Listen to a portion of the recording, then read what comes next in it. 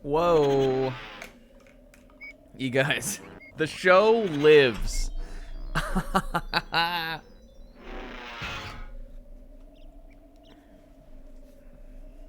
popped on right in time for the movie. Whoops. And I bumped my fucking microphone. I bumped the microphone. Who do you think ate the hardest on this performance? We asked the exact same question last week. Who fucking eats? Who eats? Yo, what's up, everybody? Welcome to the show. Welcome to Banjo-Kazooie, part 2, finally. What's up to Barridge, Rinslet, Zebra, thank you for the raid. Sizz! Isaac, Kazabreg, Kingo, and Kingman. Oh! And Pixie! nice. With a 69 months. Hold it right there. Oh my god! And Comb for those sub. Thank you, Pixie. Hey, thanks, guys. Look at Tutti Fluta jump out.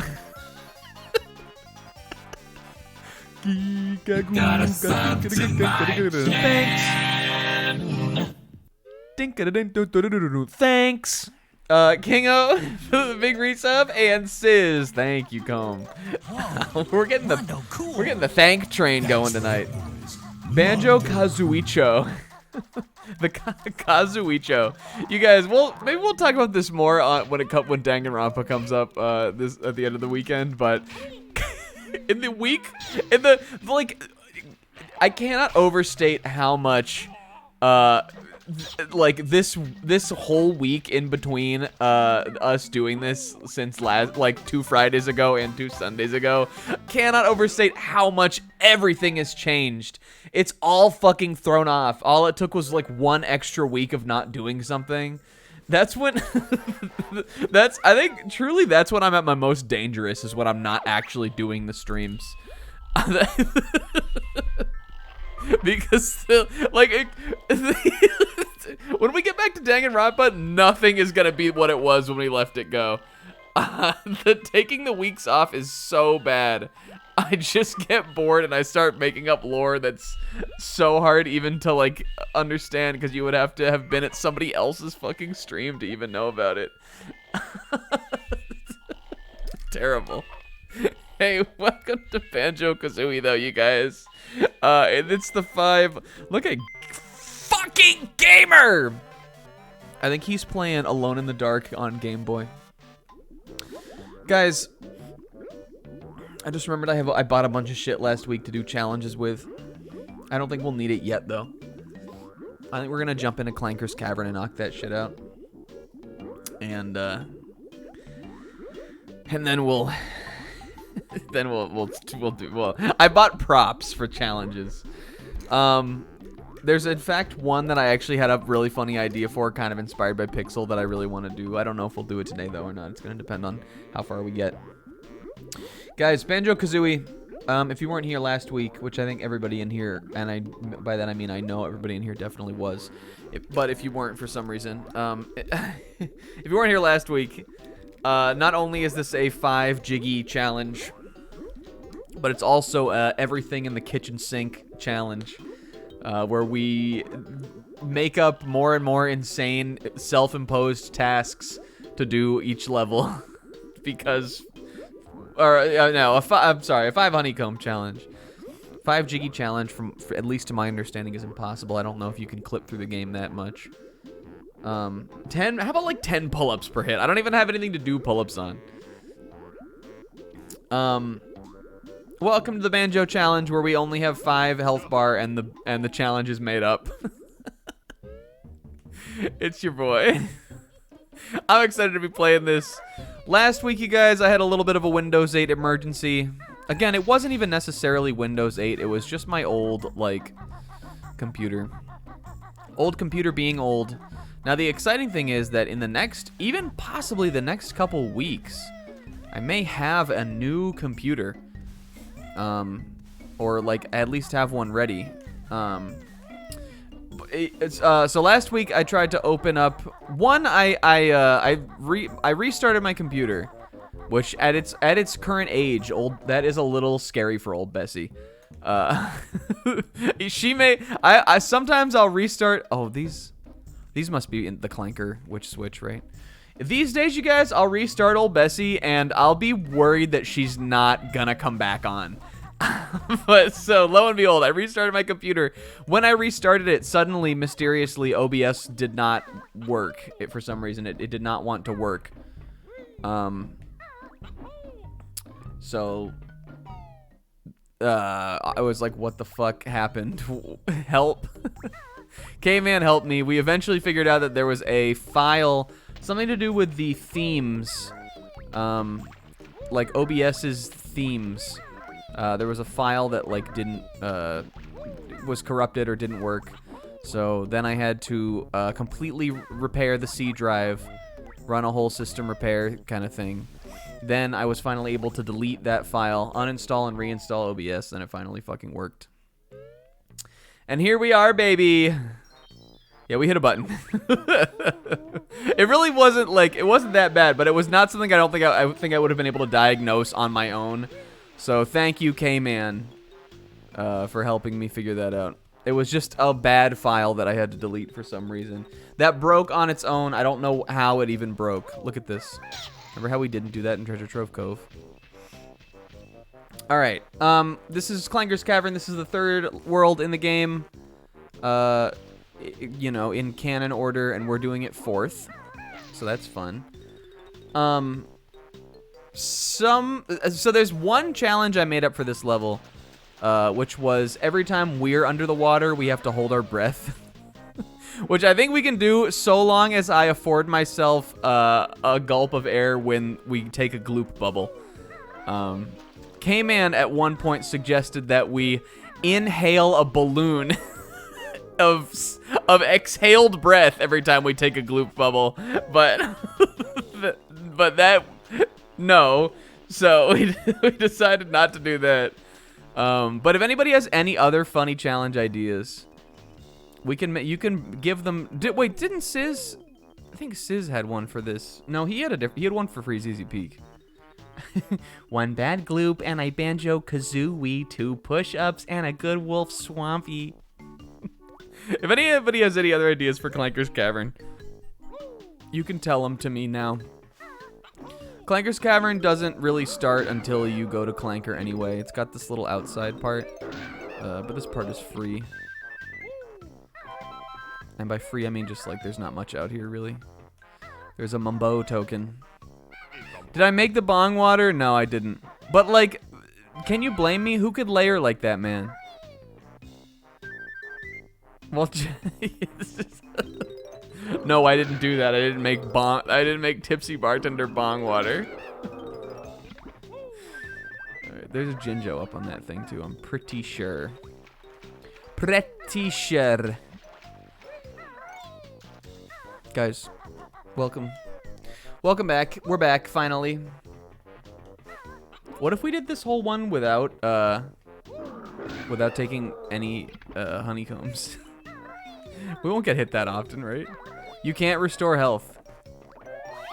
Because I got tetanus from swimming around in all this shit water. Challenge for this level, tell me how your day was. Hey, sis, my day was so... The days are just packed. Challenge while shouting the name of an animal you like. Go, Wario. Yo, what's up, Daff? This is a good wolf sewer scunge. What's up, buddy, bro? Hey, I like this level, actually. I think if you polled most Banjo-Kazooie players, they would list this. It's gotta at least be bottom 3. Oh, for each Shiggy, name your favorite moment for each Straw Hat. I love that. All right, done. We'll do that one. We're doing that one, and we're doing the holding breath challenge. And you guys have to hold your breath with me. This is the water level, so I mean, and it really is, even though it's like a disgusting sewage heat pile. This is the water level of Banjo-Kazooie. So we can do Straw Hat moments. They're on the water. Okay, that's good because there's 10 of them. What was I saying? I think if you polled most people, they would say that this is their least favorite level, or one of them. It's usually the two that I hear most often are this or... Oh, wait, I'm not doing the challenge. Hold on. Go back up. Go back up. It didn't count. It didn't count. It didn't count. It didn't count. This or we got to just finish my thought. Yeah, this one or Rusty Bucket, or sometimes I hear Click Clock Wood just because it's the hardest level. But I like this. I mean, maybe this is my least favorite. I don't know. It might be Rusty Bucket, even though I like that level too. Again, I was saying last week, there's no level in this game that I don't like. Like, I just enjoy playing all of them. Even though it's, like, again, this is probably lower on the rung for me. I think the song is good here. I actually really like the theme.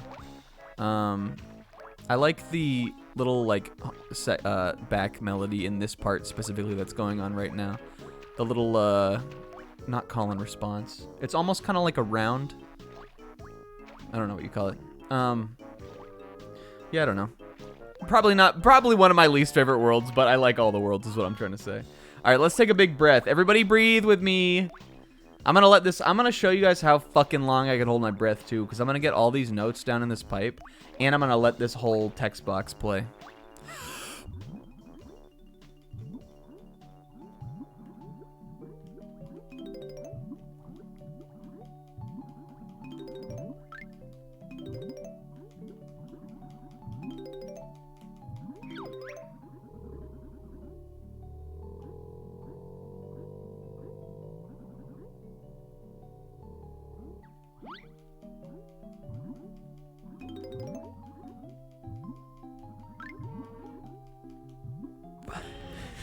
It really wasn't even, like, it wasn't, I thought it was a longer text box, actually, than it was. Look at Clanker.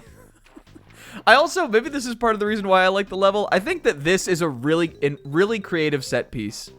Again, like, most water levels is, like, an ocean, or, like, just, like a bay, or a lagoon or something like that. But the Banjo-Kazooie's water level is, like... Maybe not visually necessarily as, like, appealing, because it's kind of like this gross sewer kind of thing. But it's like a weird sewer with a giant mechanical garbage-eating shark thing, who's also adorable, I think. And you can go inside him and run around on his back and stuff, and, like, it's just really inventive. I think it's really creative. Yeah, and he has flesh within. I didn't even mean to go underwater there, but I did hold my breath. But I think before we really start, we should go free Clanker, because that's definitely going to be the toughest part of this. I'm going to get these two, just to get them. What was that? What was the other thing I was going to say? I think that... I don't remember if the more... Like, obviously, the honeycombs you have... Like, you have more breath than you have honeycombs, even when you've got 5. So... I don't remember though if you get additional honeycombs if that adds to your breath too. I think it does, but it must be beyond the number that you have. But I don't remember because you never really need to do much swimming beyond this level, and you don't have very many honeycombs when you come here anyway. Who knows? If you get above, what is it, 7? 6. If you get above 6 honeycombs, do you get extra breath? I think in Banjo-Tooie you do. Banjo-Tooie has more water though. I don't know. But also you don't have to breathe in the water level in Banjo-Tooie. It doesn't have that. Not in Tooie or this game? Okay. I mean, again, like, you wouldn't generally have that many honeycombs at this point in the game anyway. Would you even have 7? Probably not, right?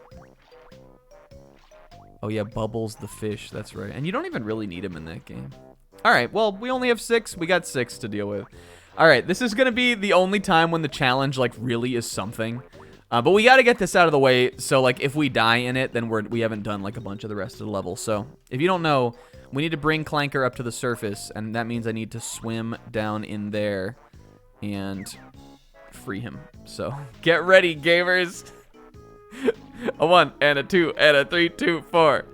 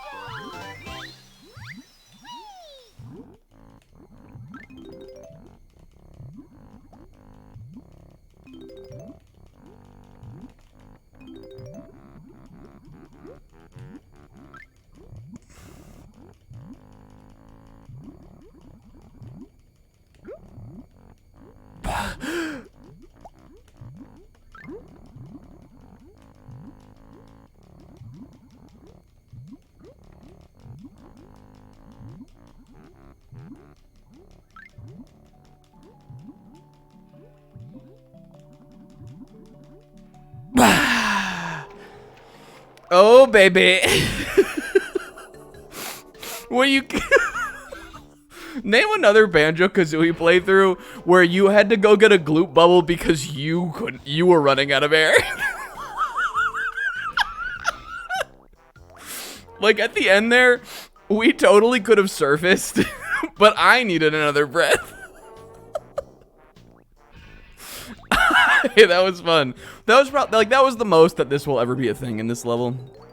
Even though there are some other some little things down. There's notes in one of these little things on the ground. I think at least. Yeah, that one. And then you got to go inside some of those. Yeah, and the cutscene was long. I didn't know the cutscene was that long.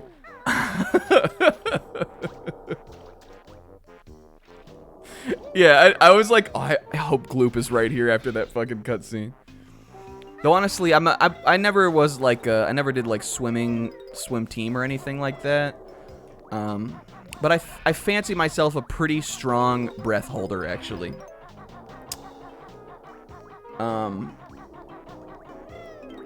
Just as someone who grew up swimming, you know, has done a lot of being under the water, stuff like that.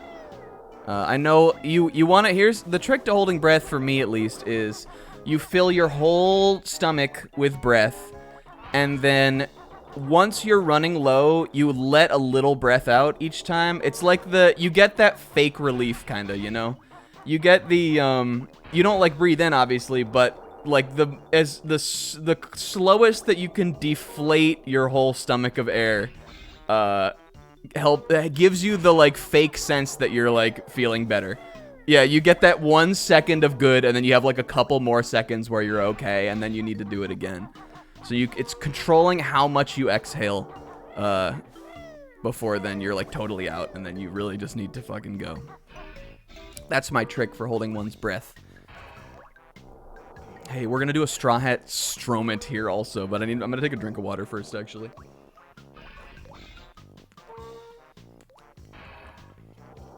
On other underwater levels in games while holding your breath, well, Banjo-Tooie has an entire underwater level where you don't need air, but you like that. I think I can't think of a harder 3D platformer one than Tooie.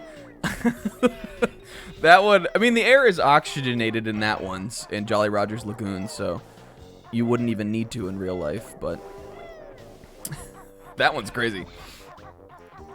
Oh yeah, the folks at home are definitely encouraged to participate in the challenges.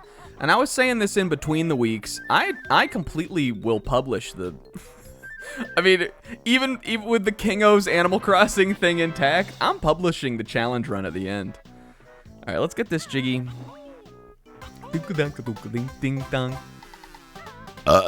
Yeah.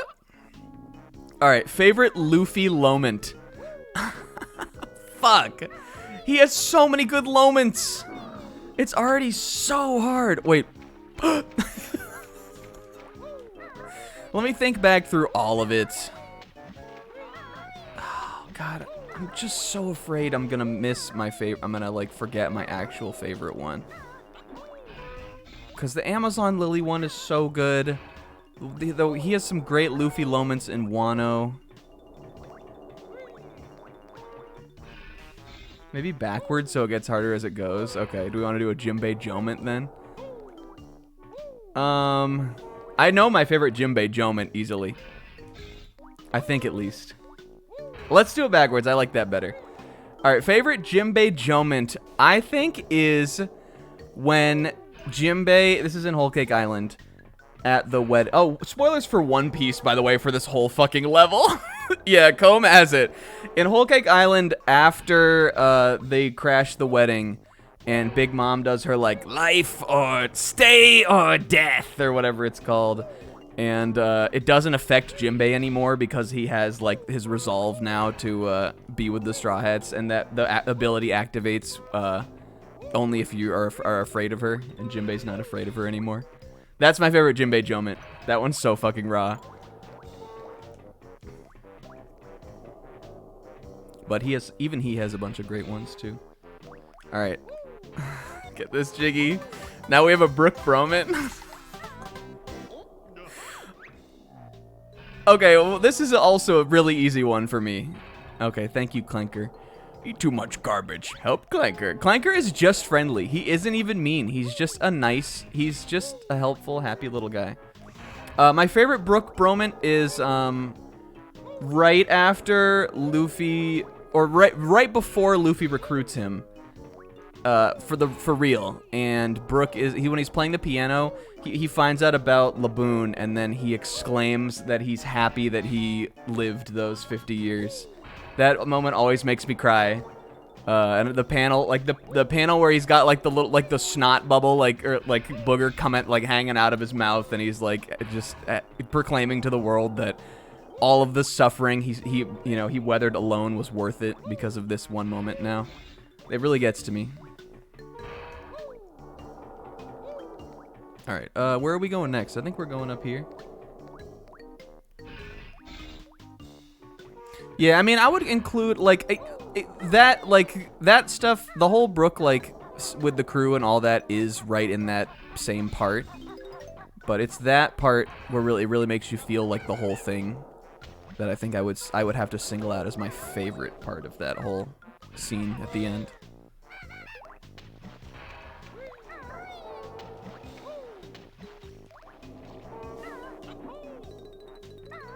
Whoops. Hey, do you like One Piece? Sorry if you don't. I do, though, when it's my... What is it? What is it? What is it, my? It's my Let's Play show. Oh, it's my #1 manga, too. That's not what I meant, though. I meant it was my Let's Play show. It's my walkthrough. Fuck! Oh, we almost saved it. My favorite... Yeah, it's my #1 manga. And my #2? Hybrid.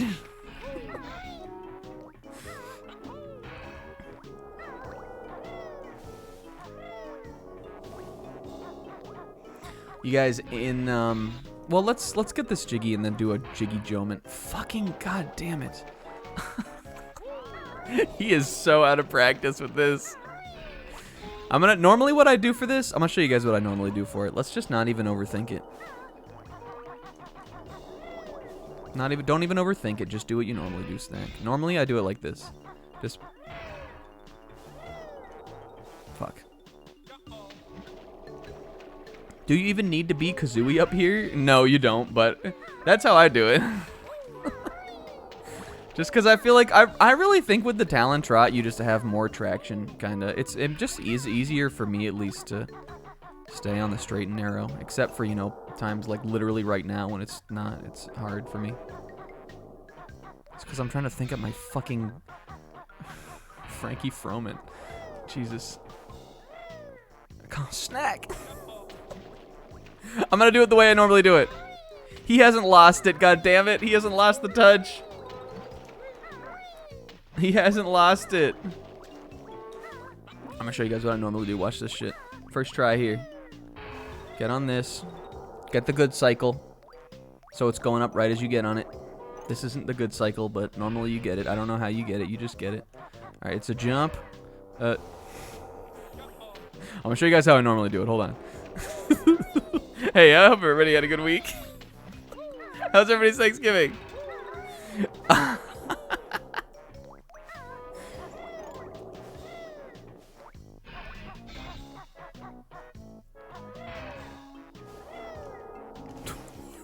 All right, we'll do it a sane way. We'll do it the slow way. Listen, here's the thing. When we stream on Friday, we normally fucking are late to the whole week of discussing current events and things like that. But Thanksgiving was just yesterday, you guys. So haba. We gotta do a bear ass crawl. Let's ask the bear ass crawl. I'm still skipping part of it though. The bear crawl, old ass. All right, Jiggy 3. I just smudged my glasses, so let me clean them. And then my favorite Frankie Froment is so easy. So easy. All right, this is a little cheating, because I'm gonna nominate an entire event. And I think the crazy part about this is, I think this is gonna be one of the few of all of them that's a fight. My favorite Frankie Froment is Frankie versus Fukuro at Eni's Lobby, which is my favorite fight in One Piece. It has the perfect blend of action and jokes. It's deeply beloved to me, and every time I read it, I'm like, this is why One Piece is my #1 manga, because no other manga has a big round ass guy with a zipper mouth and a fucking cyborg who runs on soda duking it out and throwing their sideburns at each other and giving hot goss and getting stuck in the fridge and like drinking tea and turning into a different guy. That there's not, like, you know, if you don't get why that's the coolest thing of all time in a manga, then you don't get One Piece, kind of, or anything cool. Yeah, that's definitely the best arc for Frankie. He steals the show, kind of, I think, in Water 7 Enies Lobby. Yeah, he powered by Kazuichi Soda. But that's my favorite fight in One Piece, and also my favorite Frankie Froment. Look at also. And look at this, independently this eye. Crazy, dude. Independently this eye. I guess it's both eye. I like Clanker. He's cute. What do we want to do? Do we want to go in here first? This is where the move is, right? This is the move! Oh, this is the witch switch. This is a little dangerous to do without having Wonder Wing, but I think we can do it fine. This is the slow one. And then this will take me... I think we'll do that after. Right, if we go back there, it'll put me down into the belly, right? We do need to be careful, though, that we don't get hit here. Because I don't have any fucking health. But again, this one's pretty easy.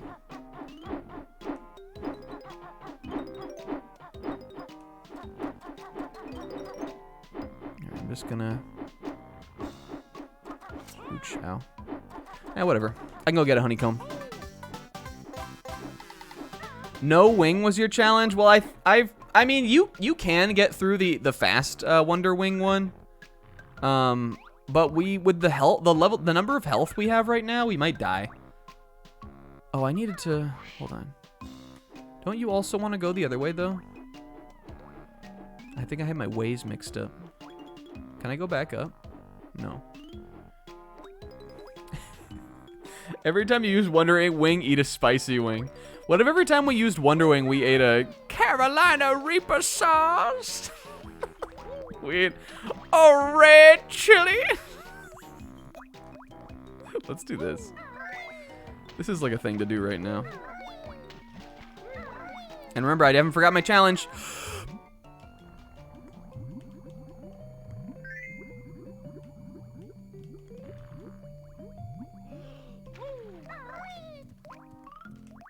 Why am I still holding my breath?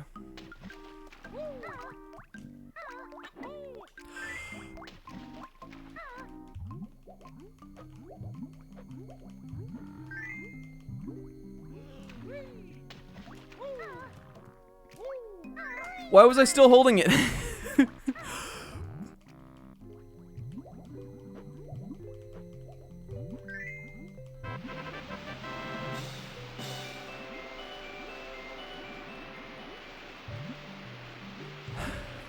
Alright, easy. This is like Genshin Impact, Isaac. Really? You have to fly. You have to swim through rings in Genshin Impact.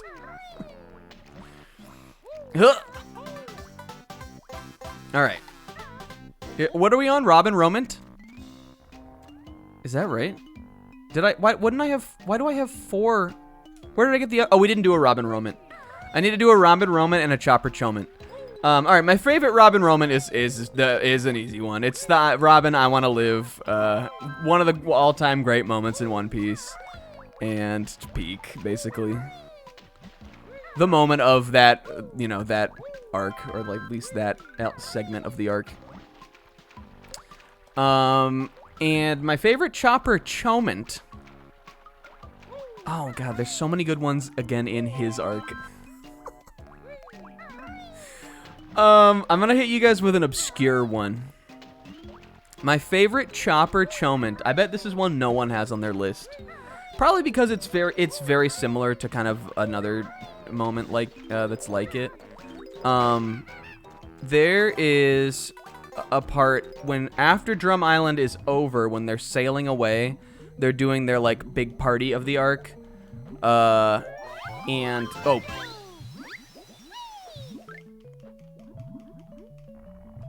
Okay. After they're sailing away, they're doing a big party of the arc, and and they're all partying and having fun and everything. And Chopper, Chopper says that he, at least in the Viz manga translation, Chopper says, "This is the most fun I've ever had." And like that's the moment now when I read Drum Island that always like breaks me down and gets me.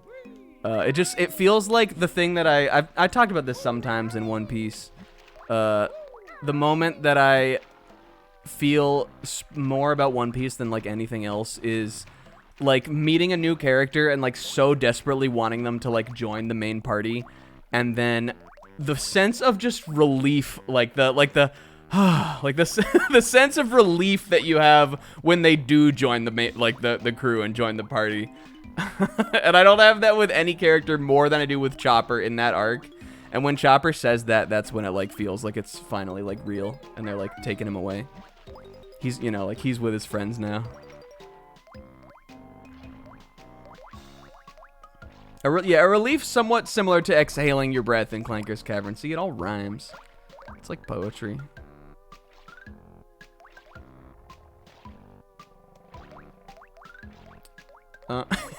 A green chili? Glocky fail. Go to your, what I count that more of a Zoro Zoment, I think. And then boom, ending 6. And ending 6 is peak. That's high up in my Chopper Choments too. We regained health. Yeah, I think I nixed the health one for this one. This one, Clanker's Cavern, this is our warm-up for challenges. I am gonna take a breath here though.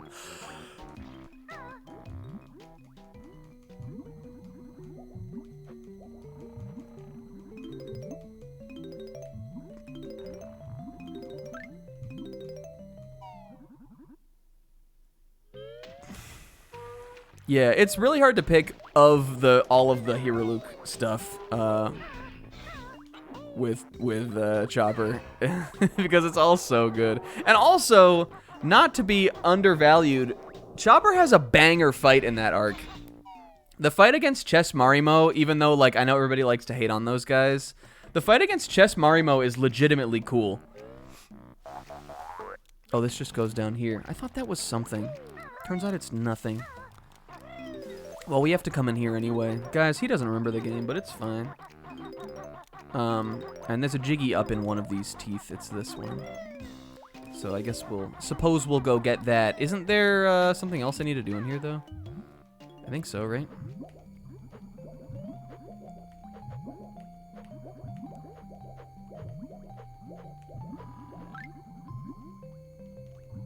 This challenge idea is so bad for my commentary.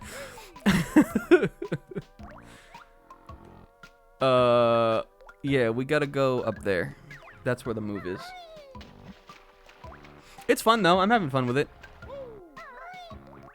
Yeah, jumping on the mansion's so raw. Chopper had Choments. I even like Chopper versus Gadatsu. Actually, he has a lot of funny moments in Skypiea.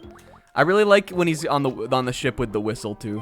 That one, I think that's a very charming little moment for him. Even though it's more about Gonfall Raw. All right, I'm using the Wonder Wing in this room. We're not being crazy mode. This move uses Biko's wings as a shield against the bad guys. We're not. Do you remember he was George Costanza? Dropped bit, kinda. Sure does, Jerry. Keep the right C button held. Ah! Save Andalay. You need gold feathers for this one, but you can only carry 10 of them, sis. Take these 5 bottles. I already have 5. George would never give you gold feathers. He'd give you red feathers and pretend they were gold. Him diving in to save Zoro at Shibandi, that's raw. An underrated Brook moment for me, and this is also kind of a Chopper Choment, is also in Shibandi when when everybody's running around looking for Kami and Brook's like, we gotta chill out, and they like, and then like Chopper does it too, and they come back and they're like, you guys are way too chill. they're like, just because they're like maxing. I think that's a really funny joke.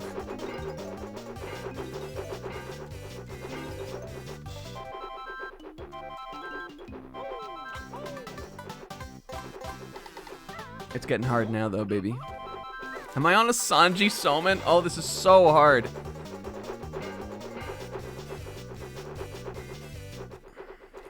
All right. That is right? I'm not, like, skipping one? Is this 6? My favorite Sanji Soman is Mr. Prince in Alabasta. It's so free. I mean, Sanji has so many great moments, but I'm an Alabasta head. It's not. I wouldn't say it's my favorite arc, but it's definitely in my top 3. And that's, I think, the coolest Sanji ever was to me. Just because it's like what I love about that versus the other moments Sanji has where he's cool.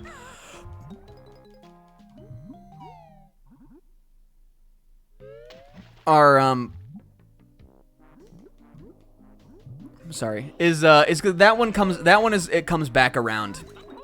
It really makes it feel like the Baroque works like saga is like finally like coming to fruition kind of, because that comes from Little Garden. And then like comes back up there, and it's also just so badass. And also, I love that whole segment of the arc when they're under, like down there in the cage is so good and funny, and cool. But that's the highlight of it for sure.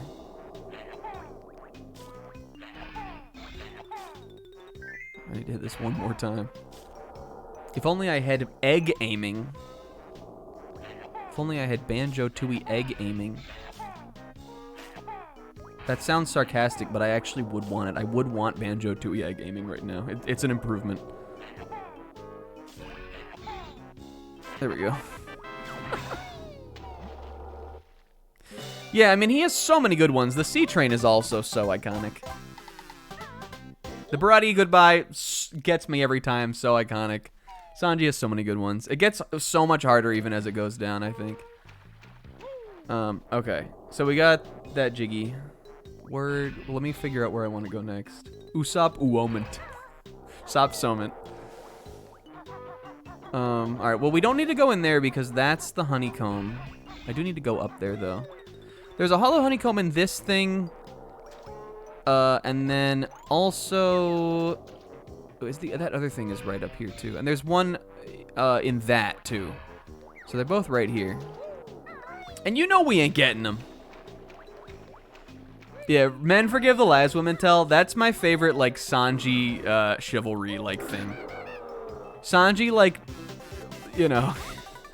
Sanji respecting / disrespecting women all in the same breath is never better than, like, that one part. Yeah, chivalry for good. That's the best, like, Sanji, like, woman line kind of thing.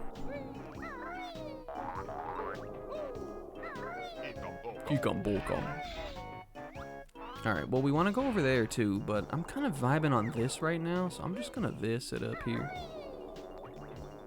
The Riz he had in the anime last week, I haven't watched the anime since we watched that episode. And I haven't really seen a lot of clips with it, either. Are they doing... Is there a filler right now, or... What are they... What's happening in the anime? Oh, he said... Yo, that's raw. I like that, actually.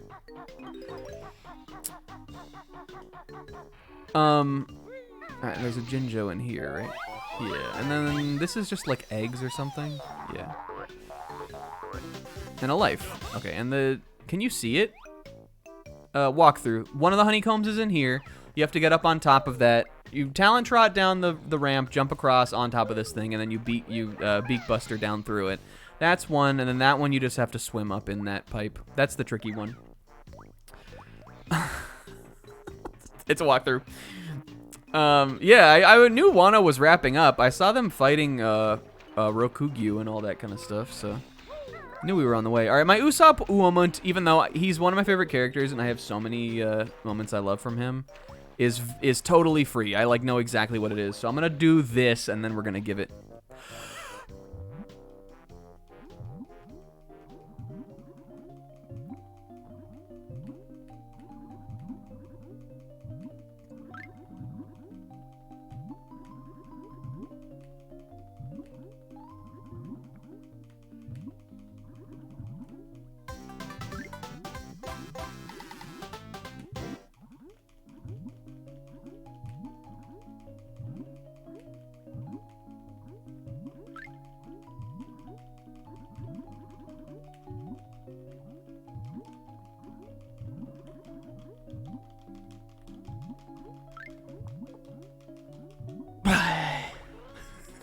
Okay.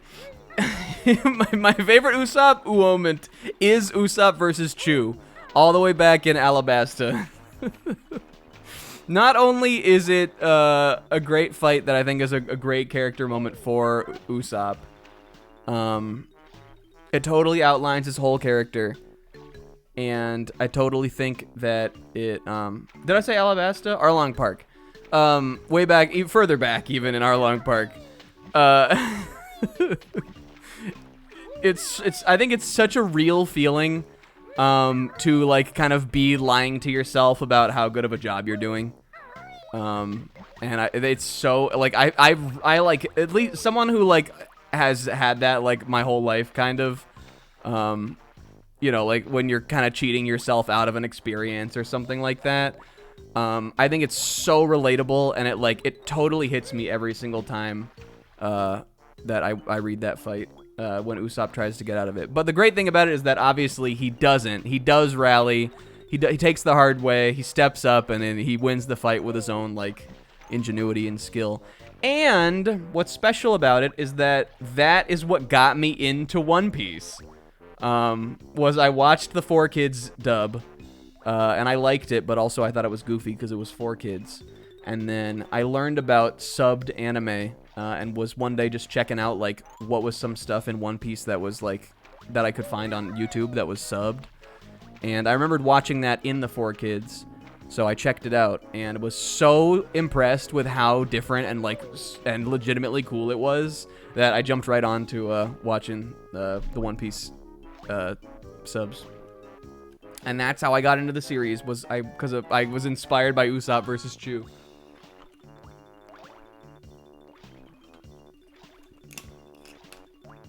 All right, let's get this. God damn it.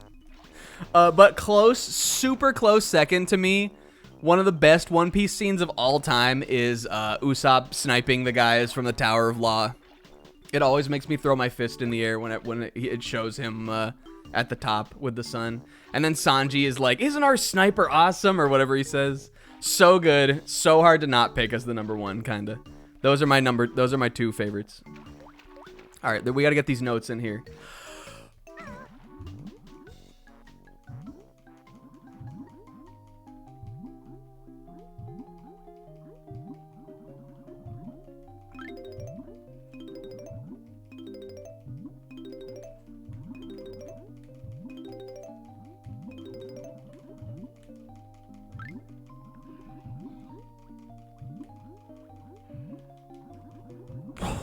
That was dangerous. I almost got that honeycomb. That was so dangerous, you guys. Almost got that. We got another Jiggy down there, too, so I know I have to do a Nami moment. Really, though, the Tower of Law, that's a Soge King Sogamint. That isn't even an Usopp omen, really. An Usopp omen. Do I want to get those gold feathers? Just to do more of the challenge? It's gold feathers in there, and I think it's eggs in that one. Well, how do my feathers look? I might just get some. We only have 5 health. It would be good to be topped off on gold feathers, right? Soge King Sagement, yeah. I'm gonna get them. I'm gonna get these.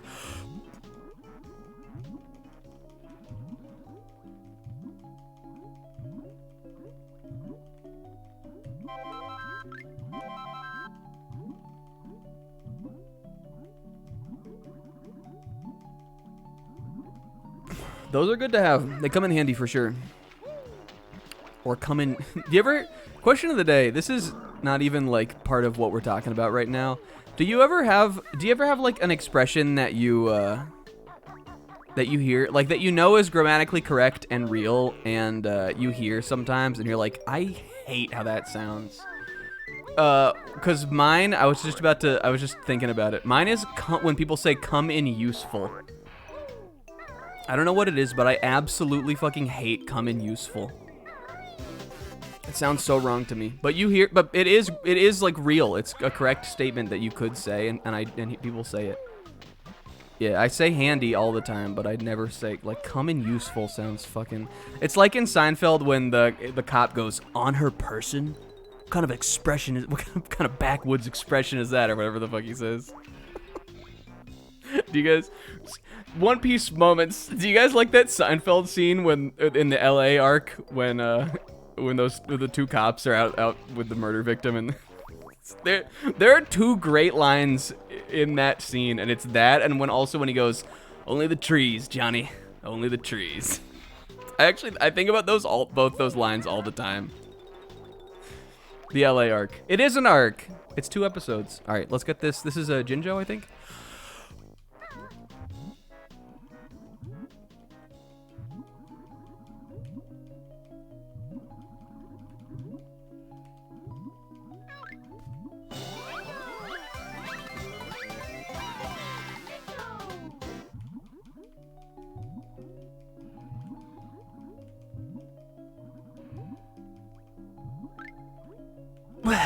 All right. Nami is so hard.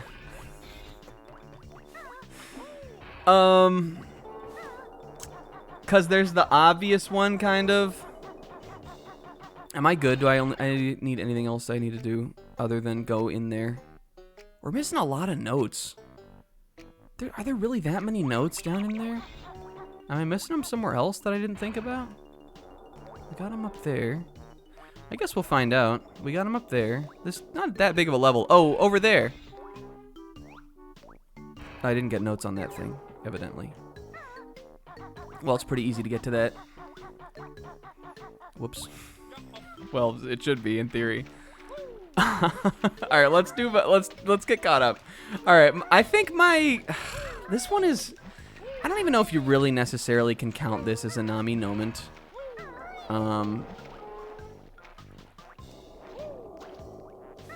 But I think maybe like this. It's really hard because the like Luffy help me scene is so good.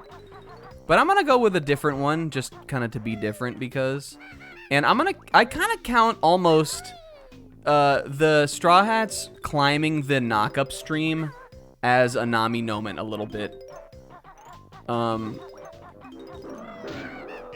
The part I always get is when like Nami is like hanging on to the like the rope or whatever, and because they're all like going up, and Sanji's like, I don't remember what he says, but he's like, "Nami, I'm in love with you," or something like that. Cause it's that I like totally am with him in that moment, cause it's so badass like what they're doing, and just like the fact that like with her navigator skills, she's able to fly them up a vertical column of water. I'm turning the Straw Hats climbing the knock-up stream into a Nami moment, and that's mine. It's badass.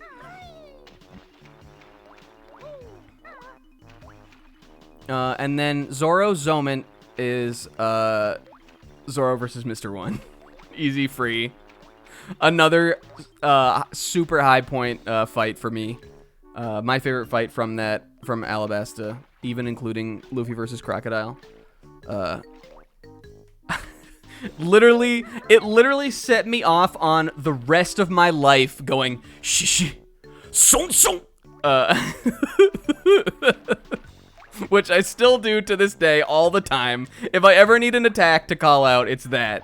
He also does that move against Kuma, which is another very high Zoro Zoment. But Zoro like becoming Zen in the fight and like learning how to defeat Mr. One and then like doing it is so sick to me.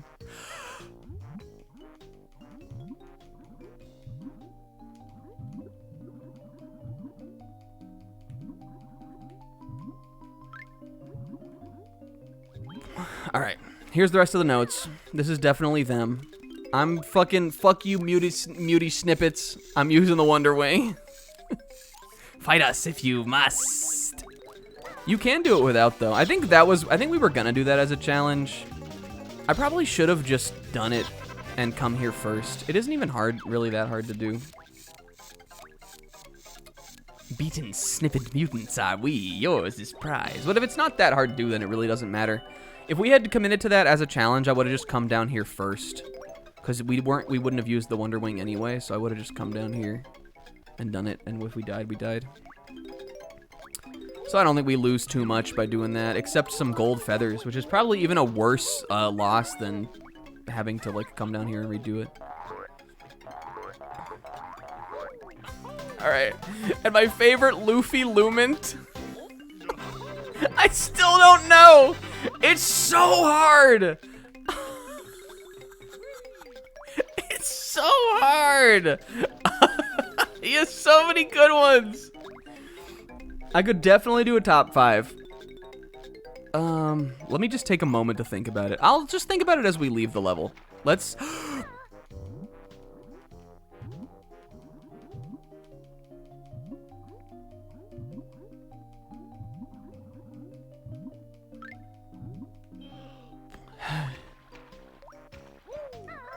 Yeah, Zoro has a lot of good, moments, just as, like, the voice of... maybe not necessarily the voice of reason, but just the voice of something.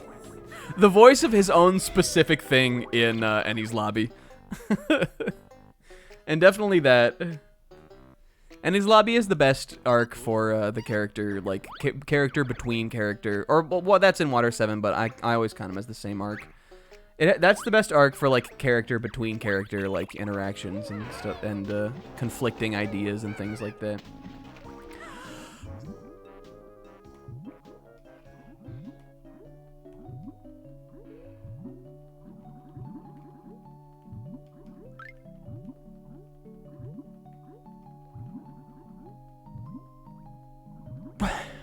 All right,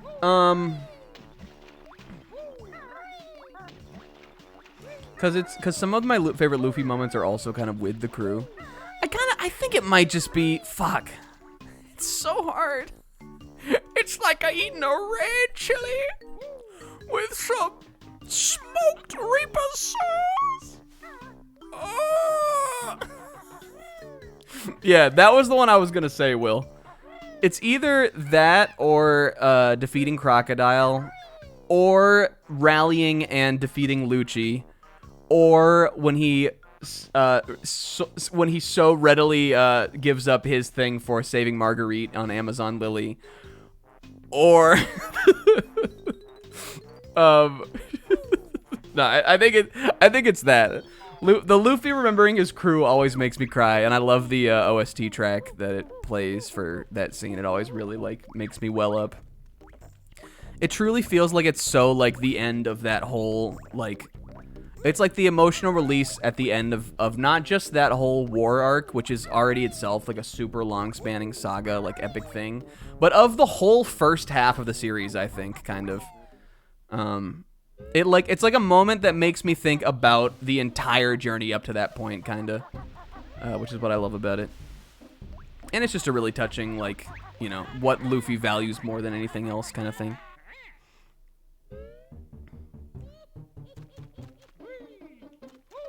But he's my favorite character, and he has so many good moments, so hard to pick. He's also the main character, so he has, like, the most moments, kinda.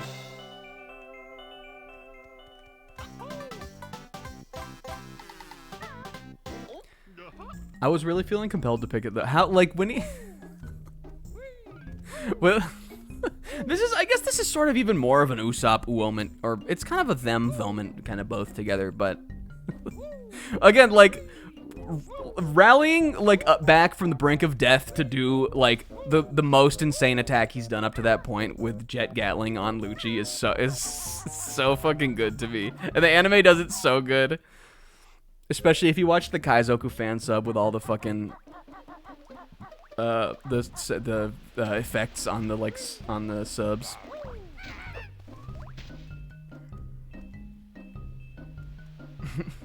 Yes, is. Yeah.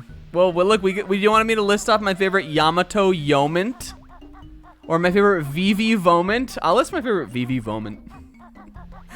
Favorite Vivi Vomint is when she's yelling for them to stop the fighting at the top of the clock tower, or the the clock tower. That always gets me.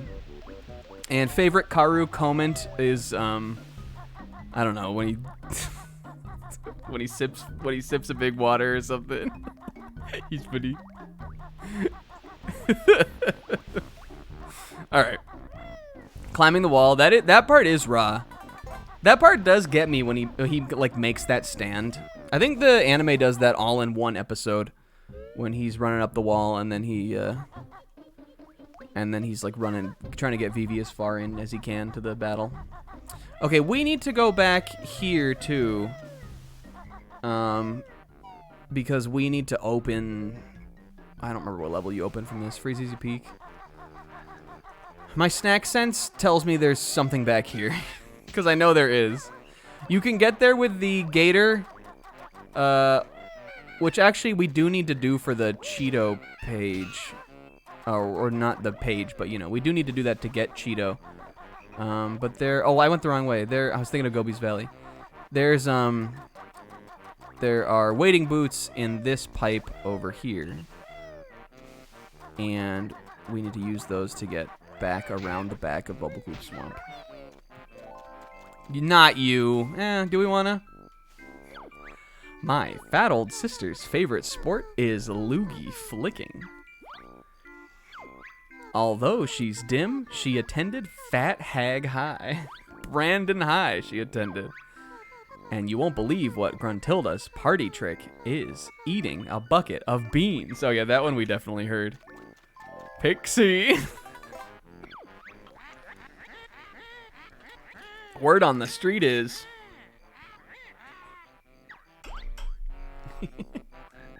Shiradoji versus Jack. Jack is so fraudulent. The first man with a billion berry bounty. I could talk about One Piece all night, you guys, but... And if you listen, feel free to. But we got other challenges and things to do. I don't even know what level I'm gonna do next. I hope I have enough to get through here.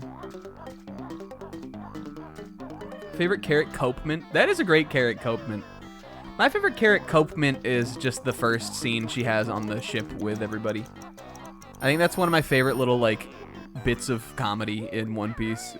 Just like when they're just crewing around, like, scenes. She is absolutely just a little rascal in that fucking scene in all the best possible ways. Yeah, my favorite Gaimon Goment is actually when he realizes that Luffy, what Luffy means, and that there's nothing up there. When he realizes there's nothing up there is my Gaimon Goatment. And Luffy won't. That's a great Luffy moment too, actually. Very like early and very underrated, kind of. Luffy has some really good moments at the very beginning, like at really early parts of the series too. When he gets up there and he's like, "No, I'm not telling what was in the box."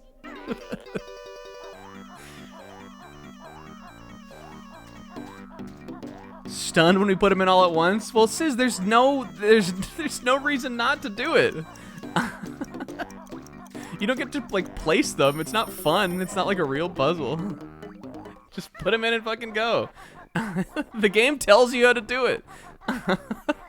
I'm getting Cheeto. This is a walkthrough. Remember this level, you guys? I'll do the push-ups too. Putting them in one at a time is such a Sis thing. Back in the Good Wolf Swamp, baby, I'll do the push-ups. I don't foresee us getting hit, but we gotta go up to Mumbo again, so. Hey, remember what we were gonna talk about, and then One Piece came up? How was everybody's Thanksgiving? I didn't do much. This year was a little bit of a miss Thanksgiving, honestly, for me.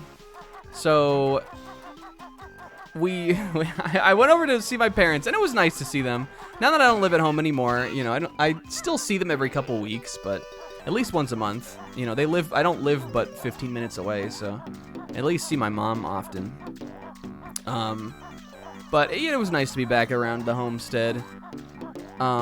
We did lasagna. Lasagna with, my mom doesn't eat meat, so lasagna with Beyond Meat, which actually was quite good, and I brought a bunch of leftovers home. And then salad. That was all we did. My sister was supposed to come over, but she and her boyfriend got sick, and she didn't want to come over because of fear of being sick. So they didn't even come, so I didn't even see her. And otherwise I didn't really do anything. So the reason why we really didn't do anything I haven't talked about this really on stream, or really. Oh, we gotta do my push-ups too. Or we'll do the push-ups when we leave the level. Or really after is because I'm private and I don't want to make people worry. And also it's like it's okay kind of. But my dad right now is about 2 or 3 sessions finished with chemotherapy. He has cancer in his lymph node. Which fortunately we were able to catch really early, and it's like fine. I mean, it's not fine because it sucks. It like at least right now it's really bad. Like as far as like the pain, he was like he's okay. He didn't lose his hair or anything like that. It's not like that kind of chemo, like that intense. But it's in his throat, so eating like he really right now he's just eating smoothies and these like boost like calorie like fucking drink things.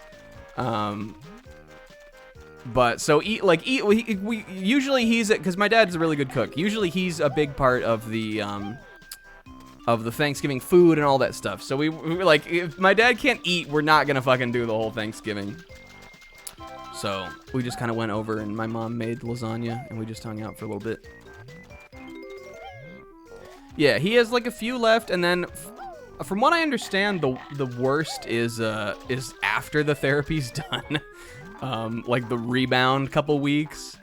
So we're kind of like bracing for that, but you know, hopefully it's okay. He's been a trooper so far. Everybody has been impressed. But yeah, so I would have thought it was good because like, you know, it's always nice even if the family is going to be together. But then because my sister's boyfriend was sick, she didn't want to be around my dad because if she was potentially, you know, coming down with being sick or something, you know, his white blood cell count is like insanely low right now from fucking poison in his blood. His blood is made of poison. So we didn't want them to be around him or anything like that. So she didn't come over. So that was the bummer, really. Otherwise, I would have thought it was... I don't mind that much missing out on the Thanksgiving stuff. I would have thought it was fine. But then we didn't get to see her, so that was a bummer.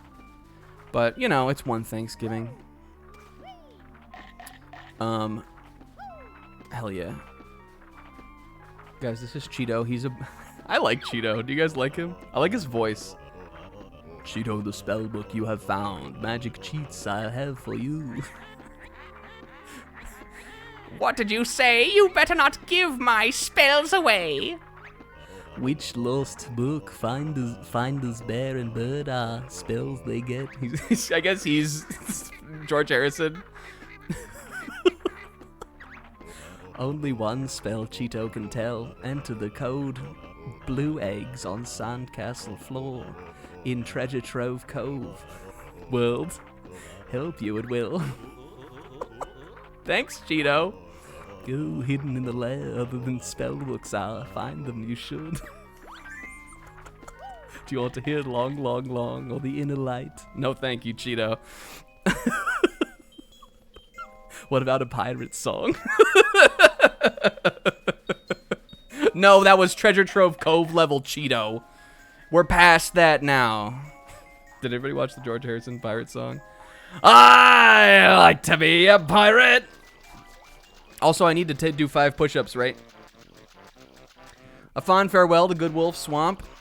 George Harrison, I think, is the hardest Beatle to do. Thoughts? I wouldn't say I have a great impression of every Beatle. Or any Beatle is what I meant to say. Wouldn't think I have a good impression of any Beatle. But Harrison is a tough one. I think he is the one that the most sounds like kind of the stereotypical Beatle voice. Or maybe not. He's the one that most sounds like Stewie Griffin or something. The stereotypical Beatle voice, I think, is Ringo, really, more than anybody else. But George is a tough one. He just has a very interesting... It's a lovely voice to listen to. Have you ever heard him do an interview or anything? He's very eloquent and soft-spoken and just a very, very pleasing tone. But hard to do an impression of, for sure.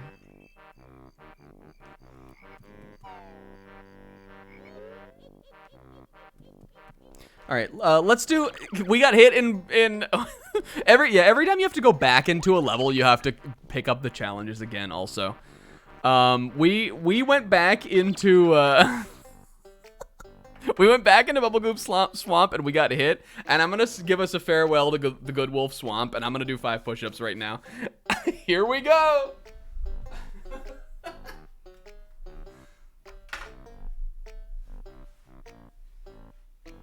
One. My socks are slipping. 2, 3, 4, 5. Slippery socks, man.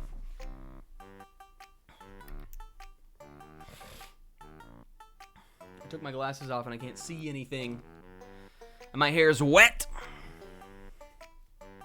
Yeah, I also think I have a really good lock on their singing voices, having listened to fucking so much Beatles. More Beatles than so many people that are much older than me in my life, including the song of the same title. So I think I have a pretty good idea on their singing voices, but it's hard to do impressions of them. There's a cool thing you can do here where you can actually get up on that. And you can like skip this whole part. And I've done it before, but I don't know how to do it really. But it's cool though, mark my words. Trust me on this one. I'm not doing it though. You normally, cause this is a walkthrough, I'm gonna show you guys the real way how to do it, cause it's a walkthrough. Based. Bass.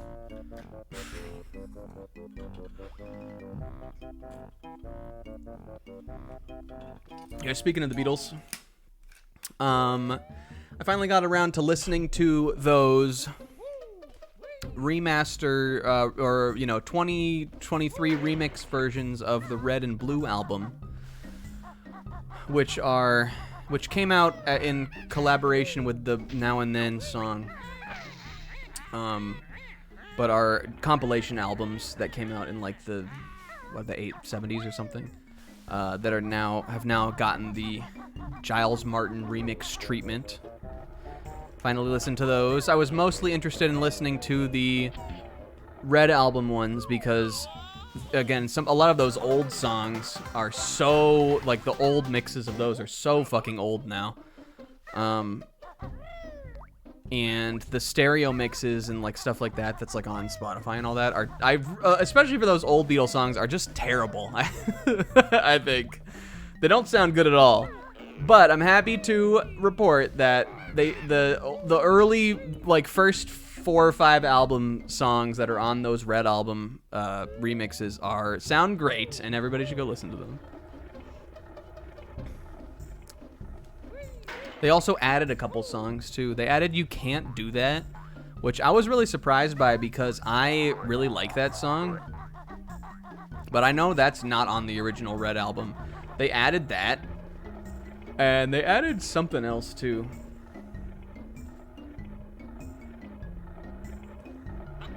Can you still do this on this version of the game? Off the top of my head, don't know. It's like, you do it like here, right? There we go. I guess you can. Anyway, this Jiggy you get from the Witch Switch in Gobi's Valley, which is the level that's right over there. It opens this sarcophagus thing up, and then you can shock jump up in there and get it. But because the Jiggy is right there at the top of that thing, and the Jiggies are loaded into the game even when they're unable to be got, just a well-placed beak buster will just get it out of the thing. And I probably still will hit the Witch Switch in, or, I mean, I guess we could just ignore it because it's kind of a pain in the ass to get, but we probably will still hit it in Gobi's. It's a walkthrough. But it is a pain in the ass to get, so if you're trying to play the game fast, you definitely want to do it that way. Don't do it. Don't hit the Witch Switch out here.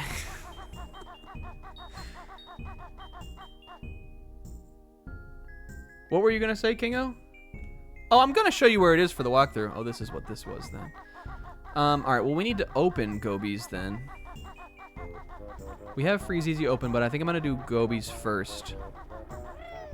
How I used to play this game is I would go...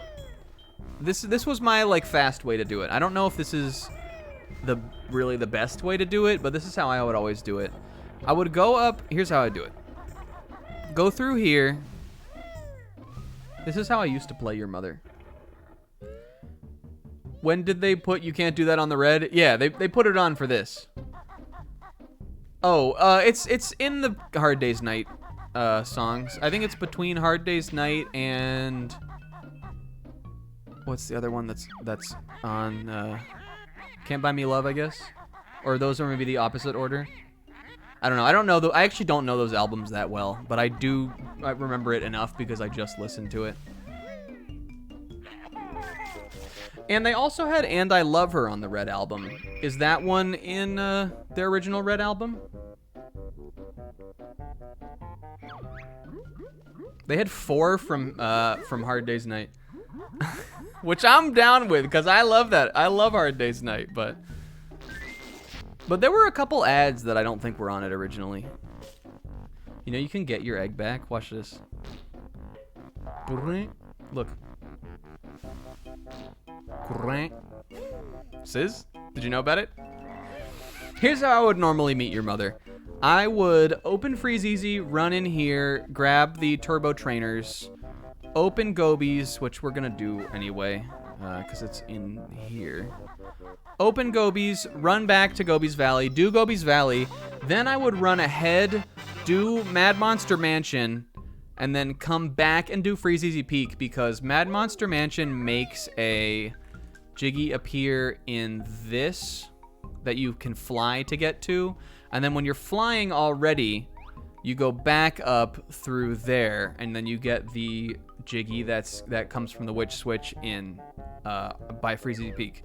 But from what I've learned, I think you can actually jump off this hat and flutter down onto her nose like that and break the eyeball with a rat-a-tat-rap.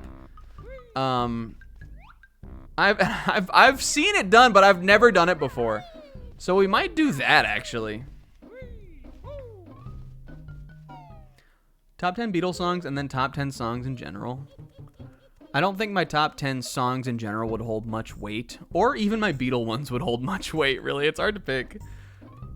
But I could list 10 songs I really like. Weezer Red Album clears. Weezer Red Album absolutely does not clear. Though I don't know, Pork and Beans is pretty catchy. Is that on Weezer Red Album? Is there anything else I want to do in here? If we're going to come back through here, I guess we could. Isn't there a... Oh, no, that's somewhere else. I was thinking that the cauldron was up there, but there's a cauldron above the Grunty head. This is the part of Grunty's lair that always confuses me, is going in here versus going above Grunty's hat. Do my Dragon Ball Arc rankings per Jiggy? Are there 10? I'm not doing that. All right, we open Gobies though. Let's at least do this. Know what I'm saying? Ready? One of my top 10 songs of all time, this song. I'm just here to get a move. I'm here to get a move on. Yeah, we're doing a dibs in this level, but we're not doing this level right now. Oh, you mean my ranking? I could do my ranking, and I could guess Kingo's ranking both.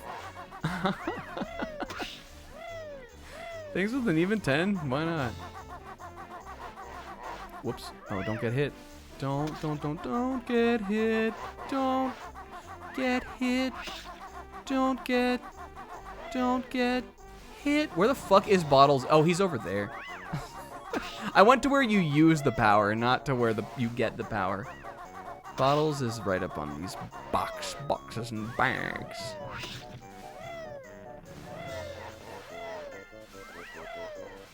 Over here. Me. Time for some aerial action. with my devastating beak bomb attack. It's not, it's like, it's hard to do a Jason Alexander that's not mad.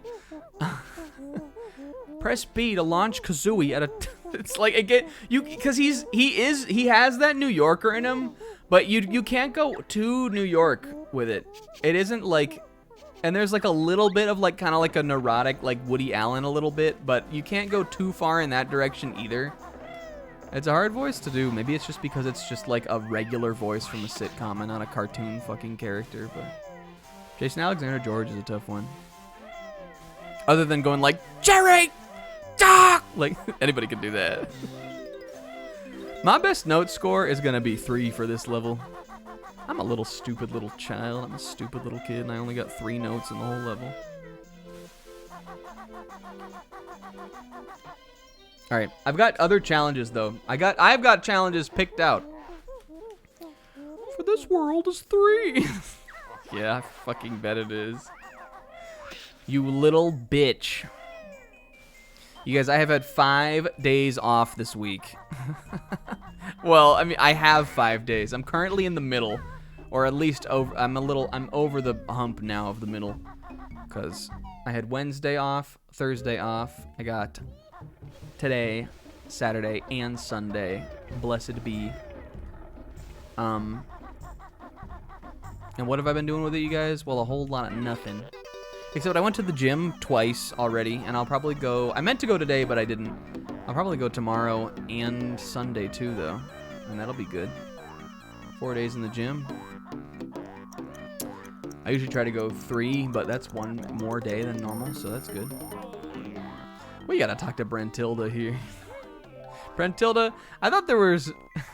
I actually didn't know Brentilda was back here. What do you got? I heard that Grunty's bestie at witchy school was Sweaty Betty. And when relaxing, she usually reads Warty Girls Weekly magazine. I'm still here, watch you play, but I can't think of much to say. Grunty with no clapback. What was her response? She was not cooking at all to this. Wow, that was also just random, by the way. While sipping a glass of her favorite camel spit milkshake. That is repulsive. That Grunty line just happens to pop up there. She just has them sometimes. It's funny when things are gross, though. If you don't think so, there's no joy in your life. All right, so Gobi's Valley is an interesting one.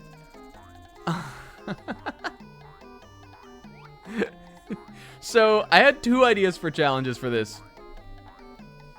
Last week, the week before, or the week that we had to take off because of my fucking problems,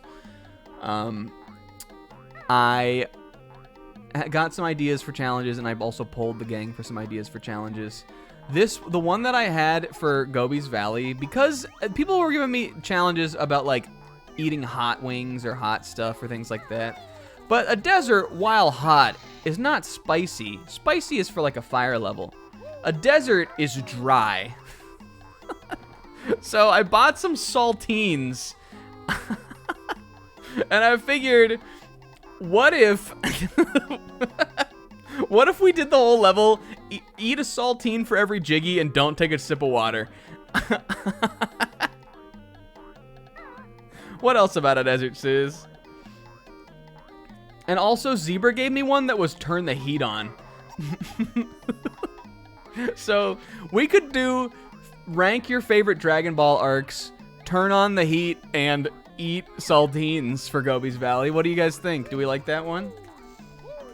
And I could put a side note in when I publish the challenge.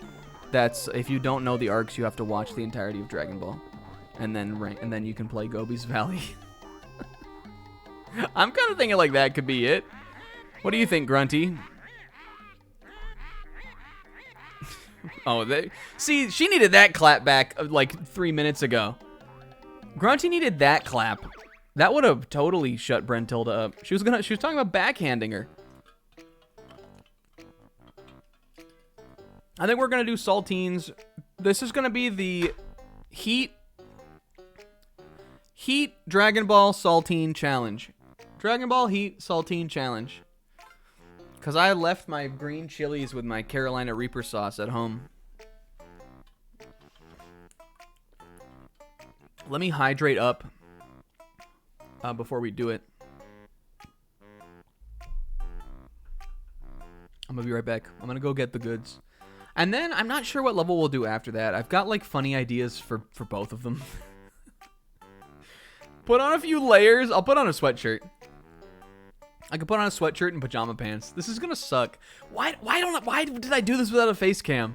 It's so like not. It's so stupid. It's like it's just me hurting myself on deaf ears, like in my own little cave to nothing.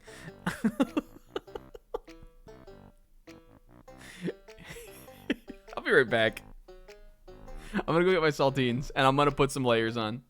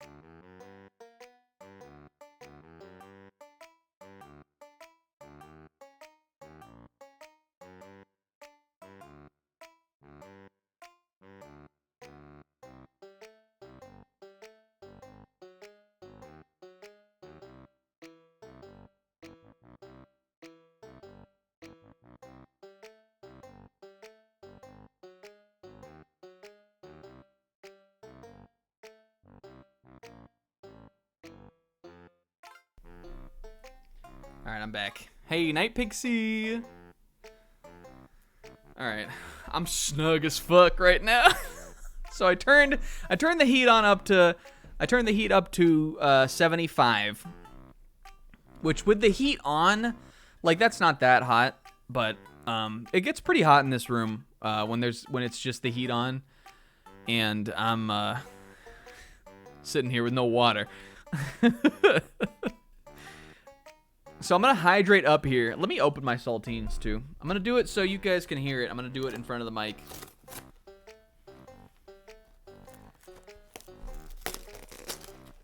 Banjo-Kazooie. Whoops. I probably just broke all of them. I really only need one sleeve. Now, these aren't like the mega saltines or anything.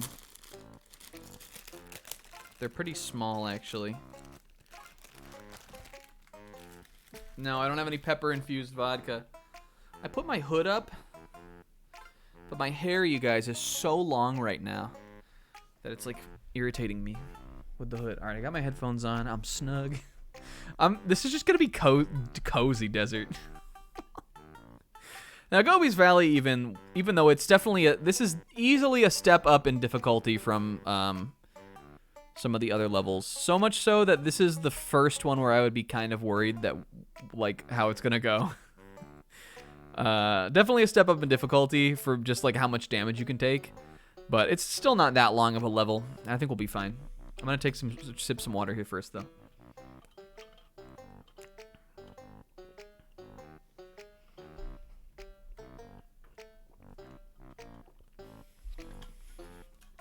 All right. We could do a saltine every time we get hit also, right? I think I'm ready. Gobi's Valley. Now, I wouldn't say that this is my favorite music track in the video game, but of the songs in Banjo-Kazooie, I think this is easily the biggest earworm for me. In that, I will be humming this all night. It's like just repetitive enough, just enough of like a little diddles, like it. This one gets stuck in my head so fucking bad. Trunker want rain. I'm fucking 10 saltines deep over here. How are your nuts, Bark Breath, she said.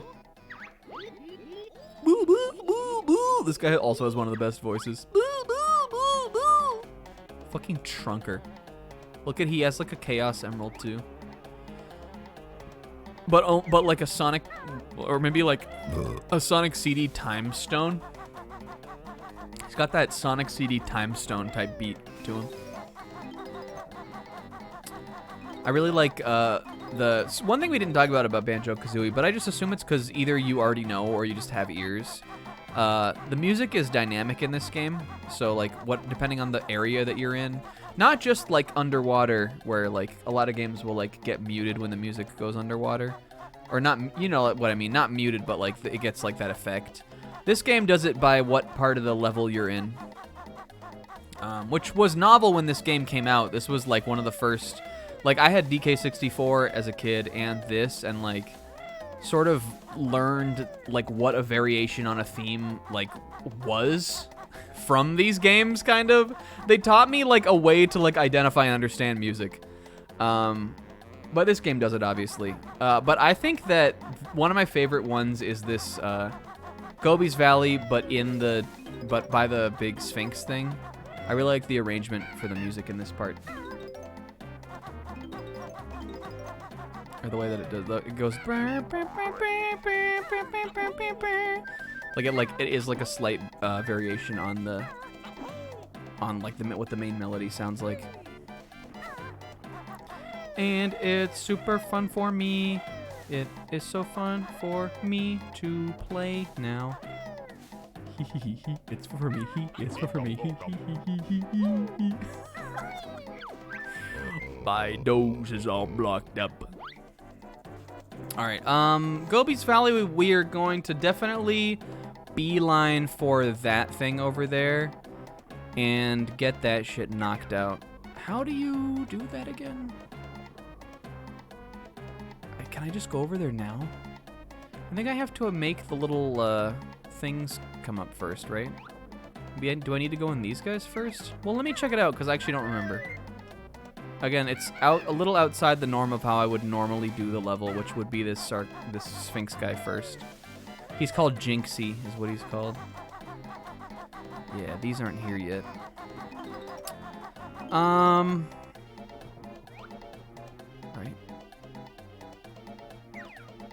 Oh. We definitely don't want to fall down in there either.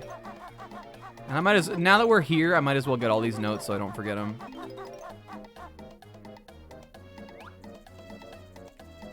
Oh, and we need to let the water out even to get down in there. But really, the treacherous part is, oh, you can do this now. I guess they just appear one by one. Okay, we're doing this first. And I know I missed a note all the way back on the side over here, so don't even fucking trip, guys. I saw it. Don't even trip, fam. Don't worry. You ever have something like that happen when you're watching a stream and you can't tell if the streamer, like, there's the moment where, like, you want to trust that the streamer did see it and they're just, like, doing something different and they're just, like, not telling you that they're going to do it, but you also don't know if they did it or not. Like, maybe they did miss it. I usually try to keep my mouth shut for stuff like that because it annoys me when I know I did see it and I'm just doing something else and I'm going to go back. And people will be like, but hey, you missed that, and I'll be like, I know I missed it. I'm leaving it for now. But sometimes you did actually miss it.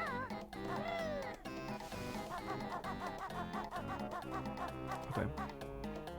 This is just dangerous because you can fall down in there and it's really cumbersome. Was I saying something else?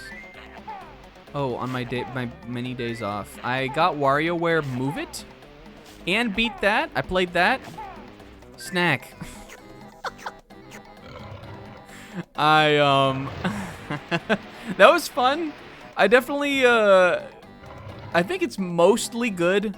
The most of the micro games and most of the little poses and things that they have you do are hits. There are some that I understand how they're supposed to work and just don't seem to work very well, which is a little disappointing. Didn't mean to do that.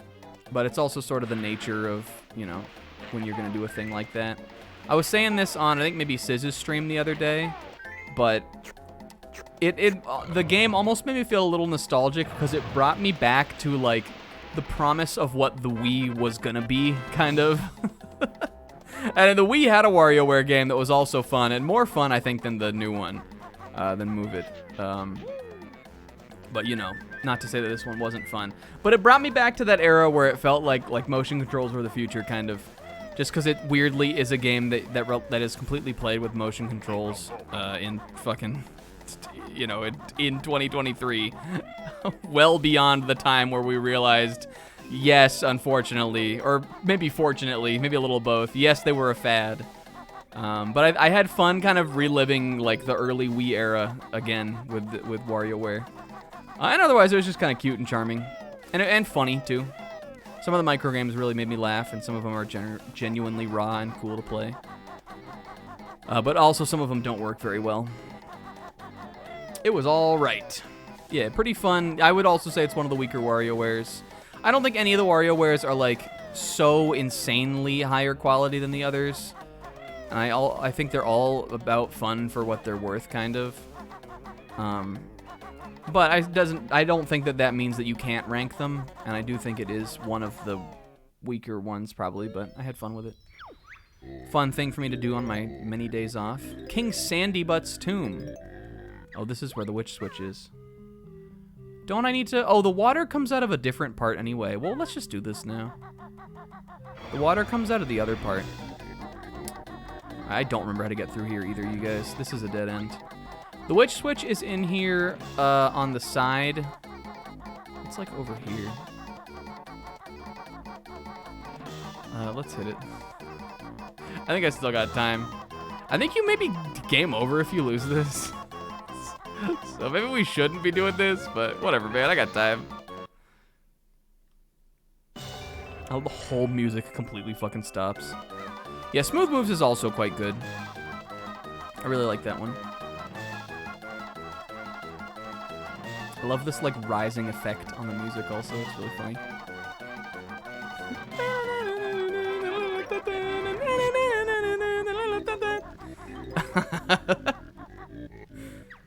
And I, of course, love just the original WarioWare. It's the one that has the most funk, like the most kind of interesting stank to me. So, I love that one too, but... Hey, who's ready for a saltine? Everybody with me on this one? I'm gonna do some saltine ASMR too. Ready? Here, I'm gonna hit you guys with the big cum. Oh! One saltine with no sauce. Oh yeah, no, we need to... I'm not eating one of these if I get hit. I'm only doing it for jiggies. This shit is already so fucking dry. If I was drinking water along with it, that would be one thing. But just on its own, I'm about to be parched out here in this desert. Let's get this, just so we can have it. Hello, bottles.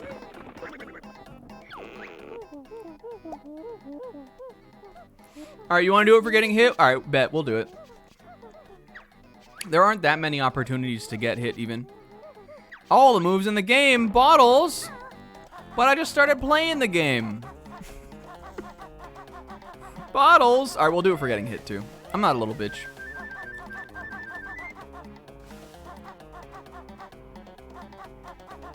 Chug a Miller High Life every jiggy.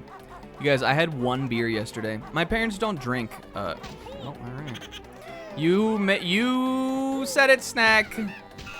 You wrote the check. Now you gotta cash it.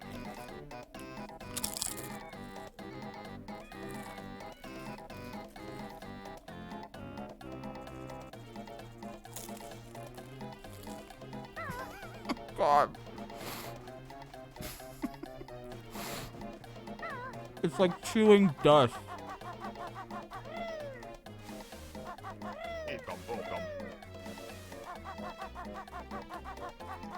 I had one beer yesterday, and it made me sick to my stomach. What the fuck, didn't I get these? I swear we got... Oh, I guess I got the ones that were over there. I think it's over for me, gamers. I'll still drink, like, when we hang out, or when I hang out with some other friends and stuff, but for casual drinking on its own, I think I'm done. I don't think I drink anymore. Every time I do it, I feel like shit.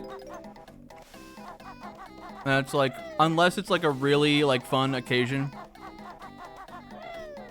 I would rather not feel like shit than, like, feel kind of buzzed. Because my tolerance is also pretty high.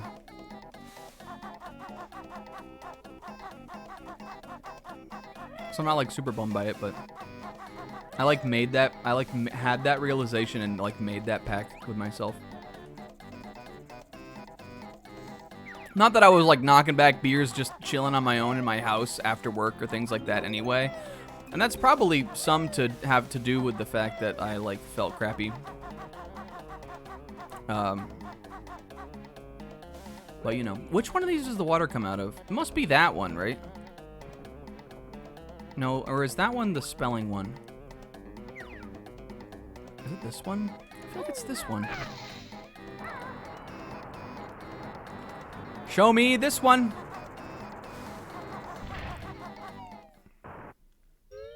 But yeah, needless to say, I don't... Oh, it is the other one. Okay.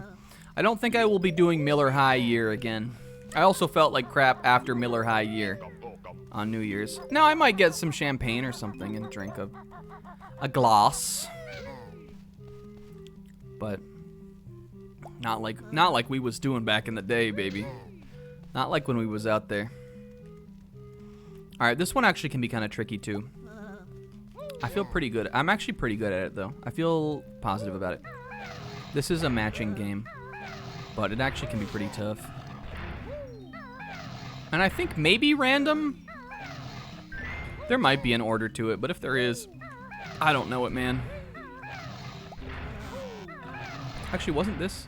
You gotta manage this guy too. Wasn't this a feather? No, Mumbo. Was this a feather? That's Banjo. Banjo was here.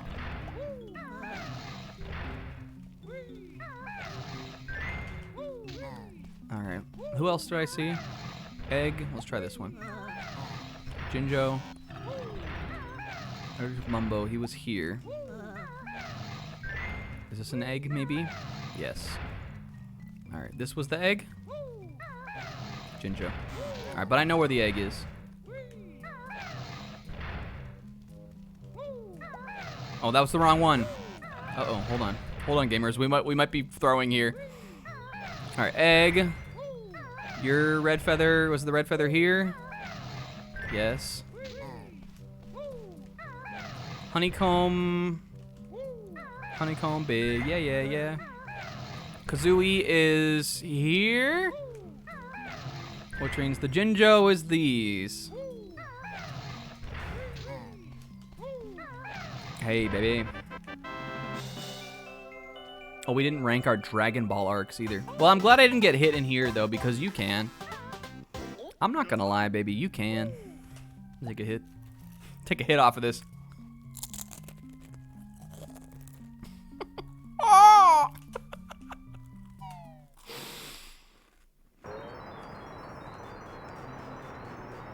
Can you imagine Banjo being like, oh, red chili? And then when he puts it in his mouth, he goes, whoa! Look, I'm glad we don't have to do this shit. This is like the hardest honeycomb to get and not get hit by in the whole game. There's this one up in the mouth of the cactus asshole thing. I hate you, bees. I hate you, bees. See, I told you this is a big step up in difficulty. This is the first level that has the beehives, the health pickups that are that hurt you. This is such a fucking rareware idea. I'm gonna go out on the limb here and say the same person who thought up Minjos in Banjo-Tooie thought up the health regen with the bees around it that hurt you for getting the health. You would never see that in Mario. That idea could have only come from a British person.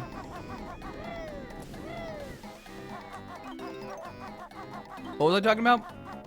I was saying something else, right?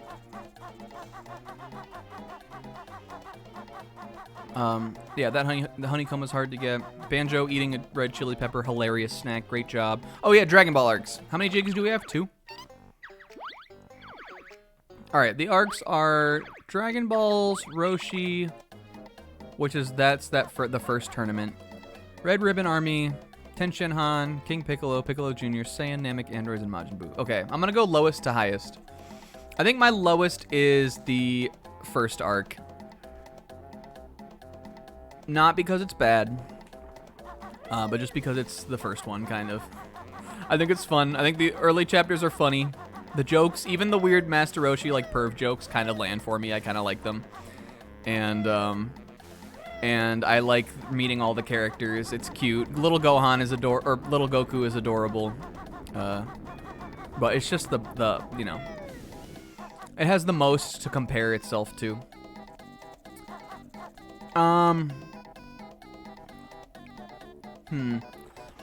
And then I think my second one up is another one of the original Dragon Ball arcs too, but I'm having a difficult time picking. I think I'm gonna go with the Roshi tournament. Also great. Jackie Chun, great. It's got some fun characters. You got like Nam, Giran. You got some good guys in there. There's a what's her name? What do they call her in the English? Ranfan. She pits out at one point, very hot. And then there's a joke that I really love where Master Roshi is doing that crazy dance, and Goku jumps in and does that crazy dance with him, or Jackie Chun, I mean. And I like the fight against them. It's fun. Yeah, Odo loved it. Odo's a pit guy, you guys. But otherwise, definitely the weakest of the tournaments in that series. And I think it's my second from the bottom. All right, let's do this. He, fun for me. He. This is only my game. You can't play it. He. It's fun for me. If you come over to my house, I will let you play Banjo-Kazooie, but we can't play it when you are not at my house. You don't get to have the game. Only I get to play the game. It's only at my house for the game. He. Banjo just for me. He. I'm not gonna make it now. He.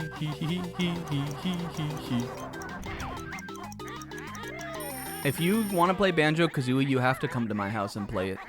You don't get to play it if it's at your house, because it's only a game for me and not for you.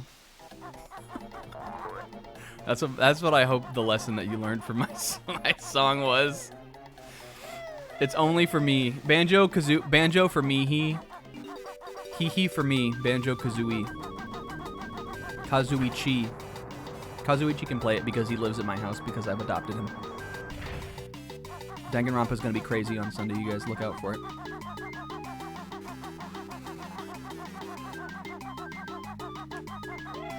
Uh-oh, he's got the jukes. He's got the juice. Huh. Whoa. Sneeder? Jesus Christ. Well, hasn't that happened to us all? Don't fall down in there, Snake. You get in the thing, get pushed out of the thing by the door that covers the thing. The ball is on a string attached to the cup. Speaking of anime. Speaking of anime.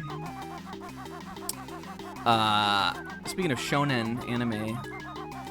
You guys, he's a madman. I started rewatching Gintama. Now for the backstory on this. I went through Gintama, which is a shonen anime. Went through Gintama. I started going through it in there's a Mumbo token up here, right? Let's get it. I started going through it in end of 2018. It was during the height of the Dark Winter Saga, if you can remember that from. Also, people say this looks like Mario. Do you guys think? Maybe. Let's get the Jiggy first. It's easier to get these notes once you get to the Jiggy. Right in the peak of the Dark Winter Saga.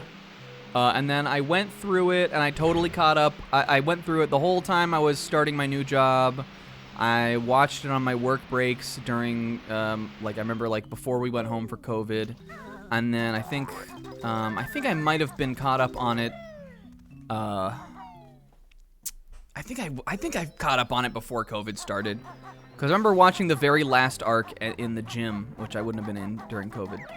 But it would have been right there, winter 2019. I finally caught up. Started it at the end of 2018, caught up through the year of 2019. And ever since then, I've just a movie came out that told the final arc.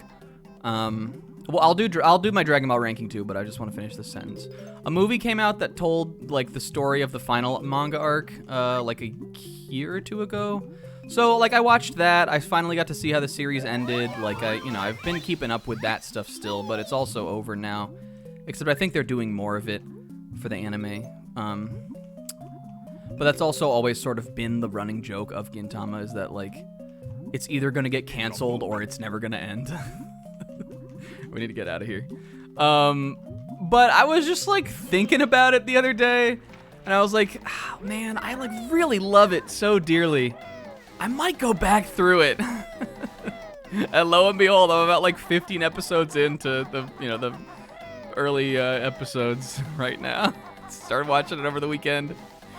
And even though the funny thing about this series is when I originally watched them, I was pretty unenthused by the first 50 or so maybe episodes of the series. When I was first getting into it, I definitely wasn't getting it for a long time. But the funny thing is that hearing that the first opening, which there's 17 openings or something, hearing the first opening and watching the early episodes again and getting to meet all the characters and see their first bits, their running gags appear and stuff, it has felt so goddamn hometown to me. It feels like being back home, and I've been loving it. Totally reappreciating the early parts of the series now, going back through it again. And everybody is welcome to get into it with me. It's a difficult sell, I think. It's a little tough to get into, I think, to start. But if you want someone who can attest that it's it is peak, it's probably among my top 5 favorite Jump property things. It's definitely worth sticking with. And I'm watching it, so I mean, you could want to watch it. I honestly would say if you here's the biggest sell I'm gonna give. If you like shonen stuff, but you also like Yakuza sub-stories, that's the show for you. Because not only does it take place in Kabukicho, now granted in a different time period, and also sort of a fictional time period, which is where Kamurocho takes place. It's sort of a series about that kind of. That's the sell that if I had to try to sell it to you guys. Other than that, it's just a funny anime sitcom that also has emotional arcs and raw. All right.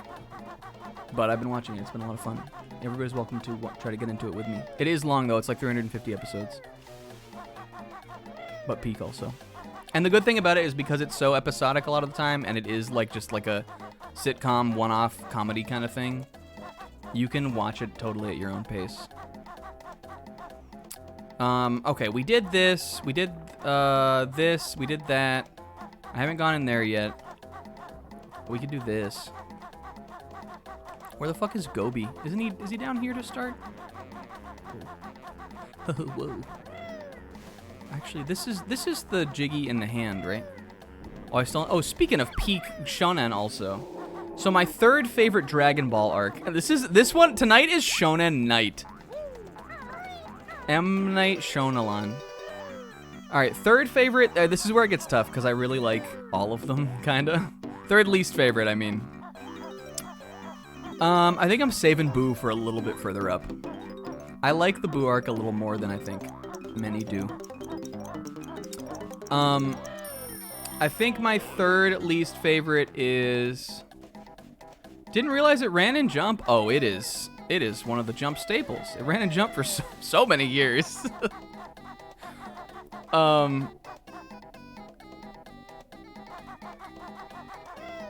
What are the arcs again? Kingo, can you hit me with the arc post? I'm thinking it's King Piccolo, but I just want to look at him again. All right, we got those. Let me go get the turbo trainers. Let's do the rest of this.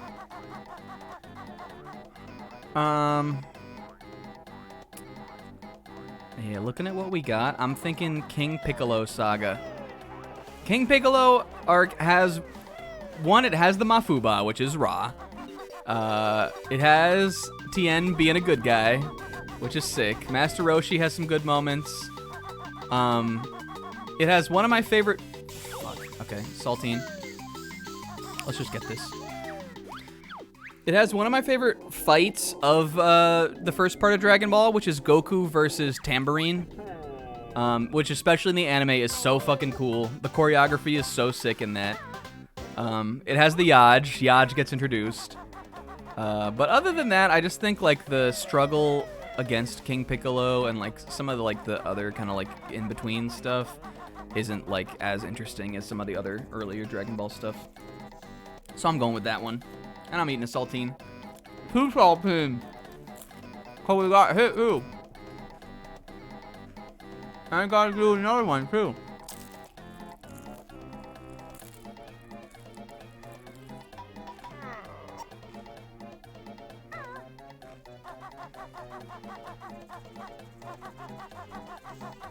She's aloof now. And we love those Luffy moments. Where the fuck is Gobi? He's over here, I guess, right? Well, let's just do that, so we can hop back over and, you know, do that later. Don't I need the wading boots for this, though? Oh, you take the carpet for this. Yeah, the sacred water is weak. The sacred water, I mean. It's got some plot contrivance stuff for sure. That's probably what holds it back some for me, really thinking about it. But still fun.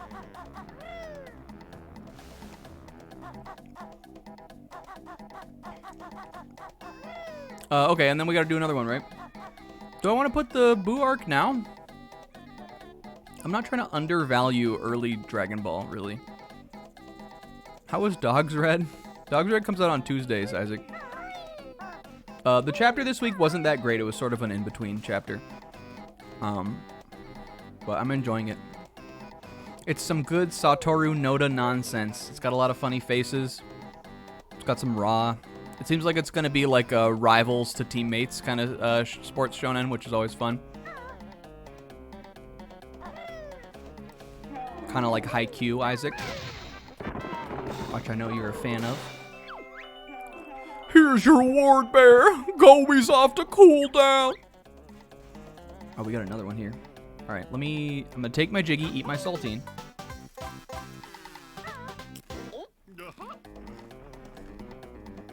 You'll read it if Will does Haikyuu. Ball from your court, Will. The Gintama with the smoking ban, I also like that one. That one is all just a huge Dragon Ball send-up. If I'm thinking of the same episode Zebra's talking about. I think he goes to Namek and fights like Frieza, trying to get his cigarettes back or something. Okay. Alright, we got Gobi. Yeah, they get grilling. Gintama's so stupid. It is good though. And it is also peak. It has great action and it has really emotional moments too. It's just mostly a stupid like comedy thing. Okay, we got 2 Dragon Ball arcs. Fuck. Alright, I just gotta start popping them on there.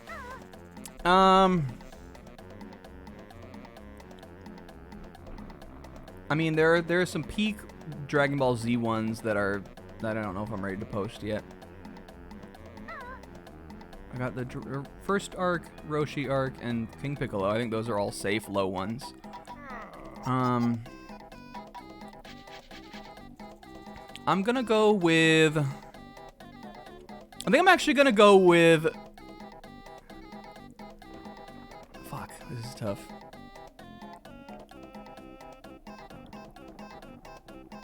Oh, ping pong is so good. Do I think Will would like it? I think he would. This is just anime night. Sorry if you don't like anime, but I don't mean I'm sorry about what I'm doing. I mean I'm sorry for you if you don't like anime and you're watching this. I'm sorry for you. I'm not sorry about doing this. Okay. What did I get rid of already? What do I want to keep? Alright, I think Boo Arc. Boo Arc has some great comedy. It has some great ideas. Fusion, Raw. I love Gotenks. Goku and Gohan breaking the Z sword, hilarious. I think that the the new characters introduced are all kind of cool. I think Boo is fun. But it's like really, I remember it being really long, and there's a lot of just like waffling around kind of in the, like, there's a lot of like Toriyama is just writing kind of at this point, is what it feels like to me. There's like a lot of waffling kind of in the middle. It's the longest arc. Okay, all right, well I was on the ball with that one then. And you know, it's fun. I think it's cool, and I like even the parts that like are sort of sloppily written about it don't bother me too much, just because it sort of just feels like it's like a last hurrah anyway. And I'm not like really coming to Dragon Ball for like impeccably crafted narratives or anything. I'm just coming to see cool action with the characters that I like, and fun stuff and some funny stuff along the way too. And the Boo Arc has all of that, so I think I'm fond of it. I think like back in the day I might have ranked it even a little bit higher, because I think when because I went and I watched through Kai, and that was my first time really properly watching like a lot of Dragon Ball, other than stuff I'd just seen here and there. And I was surprised by how much I like kind of just like smiled and chilled through Boo. I thought it was gonna be like kind of disappointing, and most of the time I was just having a fun time. But I don't know if I would say it's like peak fiction. And then don't I have another one to rank too? We'll do Red Ribbon Army next, because even though Red Ribbon Army has Tao Pai Pai, and it has Muscle Tower, which is fun too. I'm gonna get hit, aren't I? Nope. Some of the other Red Ribbon stuff I like don't like as much, kind of. I remember feeling like some of the other stuff, it was kind of moving slow. And I think that's the longest arc of first Dragon Ball, right? Do I want to do this first? What the fuck am I doing? Let's do this first. Yeah, it like I always. Oh, Baba is in that too. Fuck, I might actually put that higher then.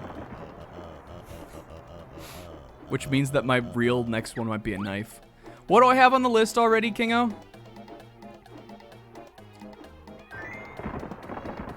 Hit me with the list already, Kingo. Because if Baba is included, I mean, Baba is so little, but it's such a like specifically snack kind of event that it like helps it a little for me. He's over here? Where is he? I should know, and also it did show me. But I've lost him. There's one where he spawns over here. Did I get this one? Anybody see where he went? Anybody see where he went?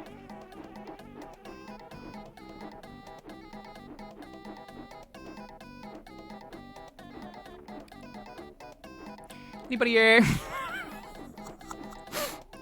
anyone see where he went?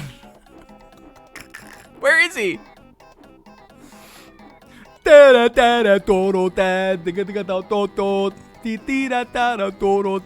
the little ring guy? Where's the little hoop guy? I don't know where he went. Where'd he go? Did he go back over here? I think eventually he comes back over there.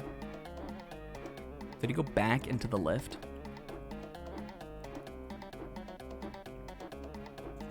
You typed it as gout. And I gout that soda. I don't think he ever comes over here. Where did he go? I'm like afraid to even try to beak bomb. Oh, maybe he appears in the scunge? There he is. Shoot, I should have known. Shoot.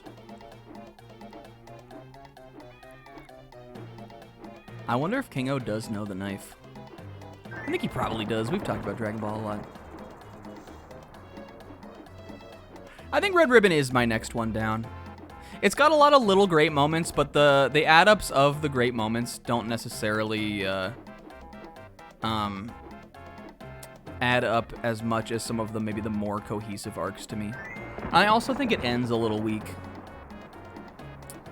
Other than like bringing Bora back is like a very sweet moment. I just mean like Goku like going into the like the compound and all that. That part's cool, but like I don't like love it. Spelled got like caught. So let's put Red Ribbon next. So then what I have left is the two tournaments from Dragon Ball, and then all of the Z arcs but Boo, right?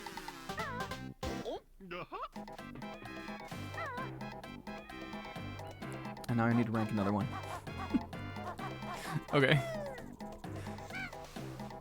It's getting hard now. How are we doing on Jiggies also? I need to eat a saltine too. Eat a saltine snack!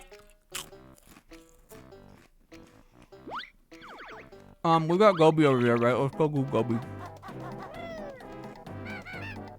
Actually, why would we not do that last, right? Because the other thing is, so once you gotta hit Gobi over there by the fucking dick tree. Once you hit Dick Tree, then he goes over there across the way, and you can hit his little shit pile again. But that is the second hollow honeycomb, which we don't need, baby. So I'm not gonna do it. But because this is a walkthrough, that's where you get it. That's where you would get it. I've been giving myself the worst fucking time here because we're gonna end this level at like right before 2, and what the fuck else am I gonna do? All right, now we need to spit eggs in his nose. Uh-oh, eggs up your nose. I should get these too.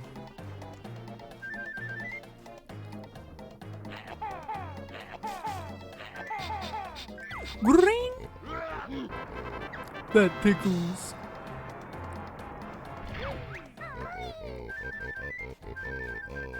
Don't we have to do eggs in other nose?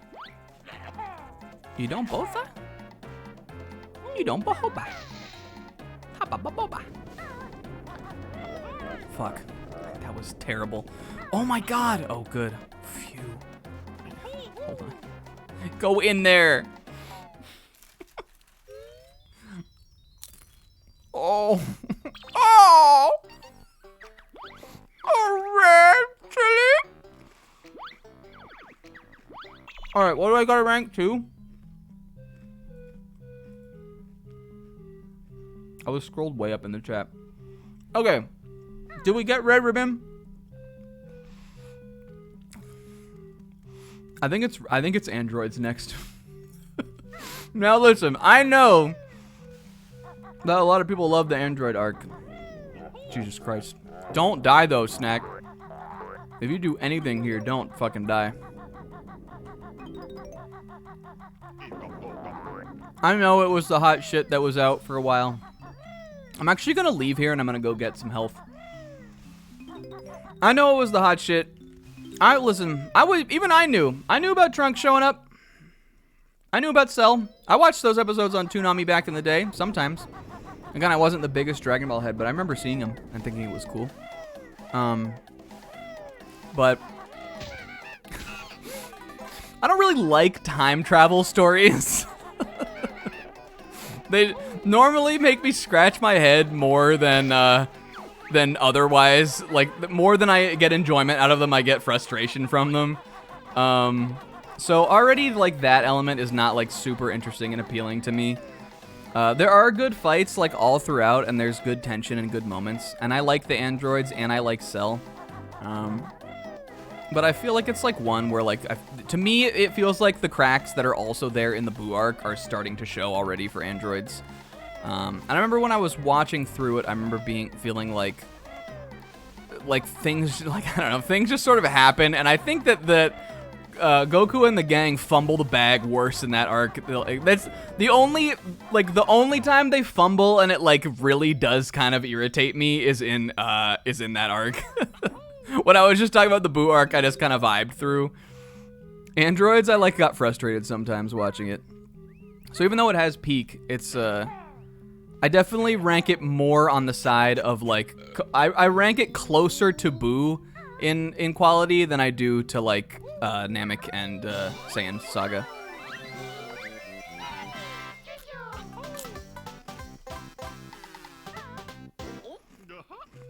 Whereas I think a lot of other people would say that the fall off is after that. I kind of think the fall off is sort of starting during that. Not even to say that is not necessarily sort of starting in Namek even, but I just like Namek more. And then do I have to rank another one? We got the Jinjo one. Yeah, they blow it on the Cell Archipelago. Even though Tien holding Cell back is so cool, and also I mean, I don't, Super Trunks and Super Vegeta I think are dumb, but Final Flash happens on the Cell arc, right? And that's obviously cool. And then Piccolo versus 17 is obviously super cool too, but the story that's happening in the Cell Archipelago I think is so stupid, kind of like what they allow to happen.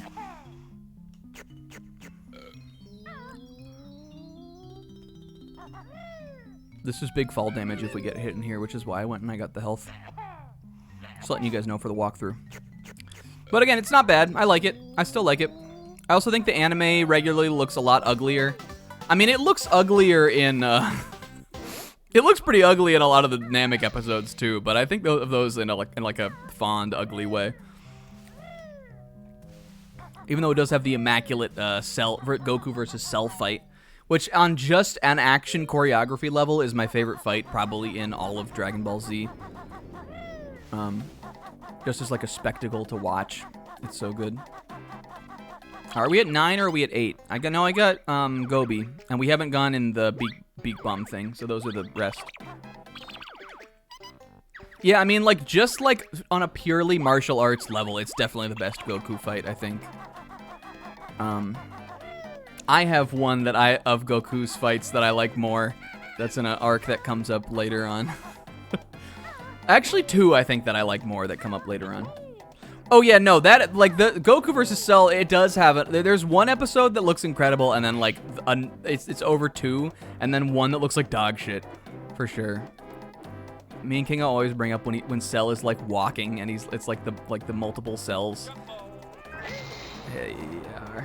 Yeah, the multiform part is so stupid looking. It looks terrible.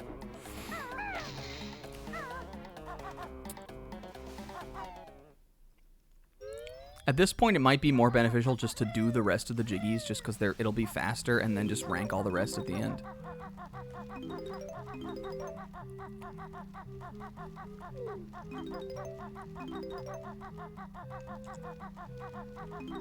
Alright, we got 5 Jiggies left to get. Or notes, I mean. Where are they, actually? I'm a little worried about that.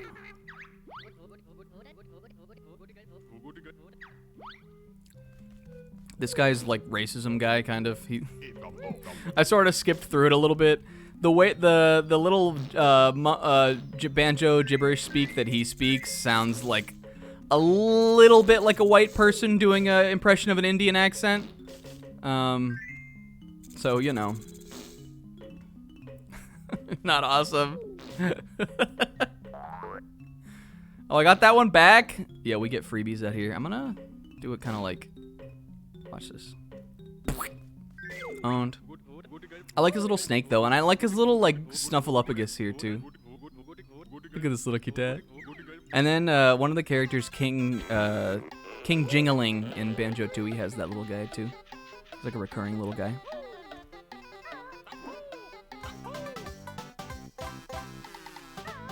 Gulp. Where are these last 5 notes? I'm worried. I'm a little worried.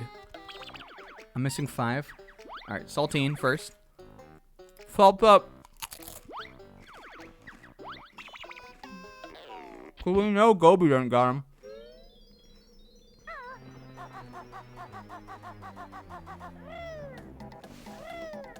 It is true. Everybody got something to do in androids for sure. Are they down in here possibly? No. Well, whatever. Let's do this.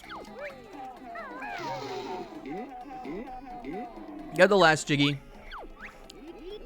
Oh, maybe, you know what? I think I do need to go up and see Gobi. I think the notes are just up there against the wall. I bet your bottom dollar that they are. And I normally do go up there last after this. And so that's probably what I'm missing. I don't know why I went up here. We just need to climb Trunker now. He looks a little bit like a big penis. Looks like a penis, looks like a penis, looks like a penis, looks like a dick. Alright, that's all of them, right? Okay, now I just need to finish ranking the arcs. Eat my last saltine.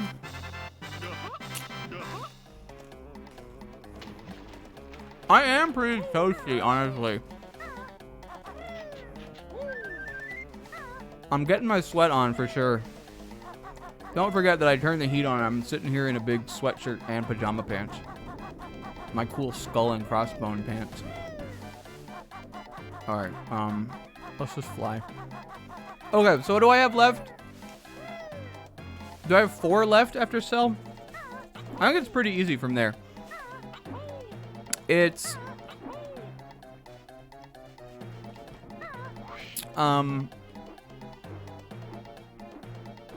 okay. So, Piccolo Jr. tournament next. Great tournament. It's like the end and finale of Dragon Ball. The original, you know, like first part of the series. Which I love, which is great. It has some cool fights. Great moments. Some laughs. I don't know, it's good. Piccolo, it's the first arc where Piccolo, well, he's called Ma Jr. at that point, but where Piccolo appears, and I love Piccolo. He's one of my favorite characters. So that's always fun.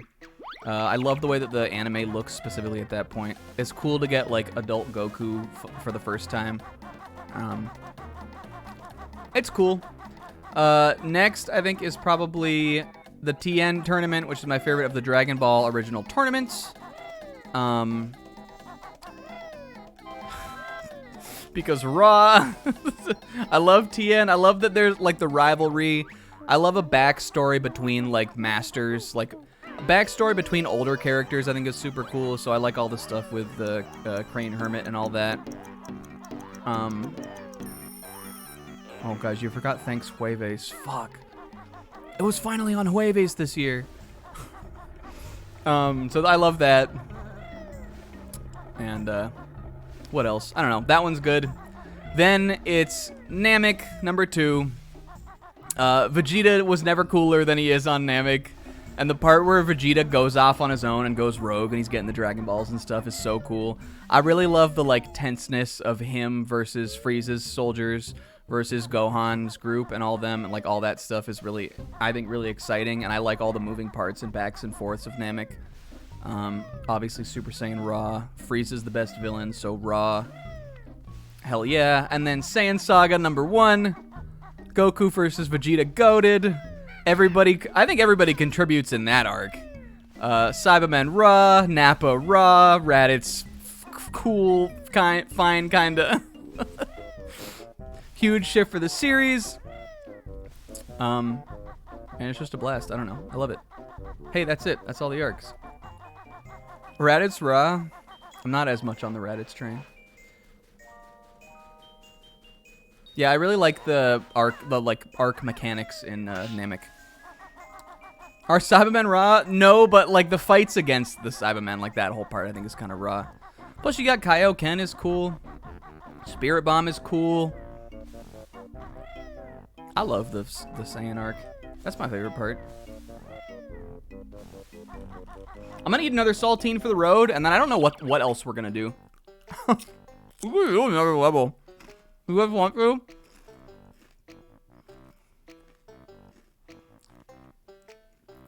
It's just that the challenges slow me down so much, dude. I'm gonna take a sip of water. I'm gonna briefly get up and turn my heat off. And then we'll figure out what we want to do. I'll be right back.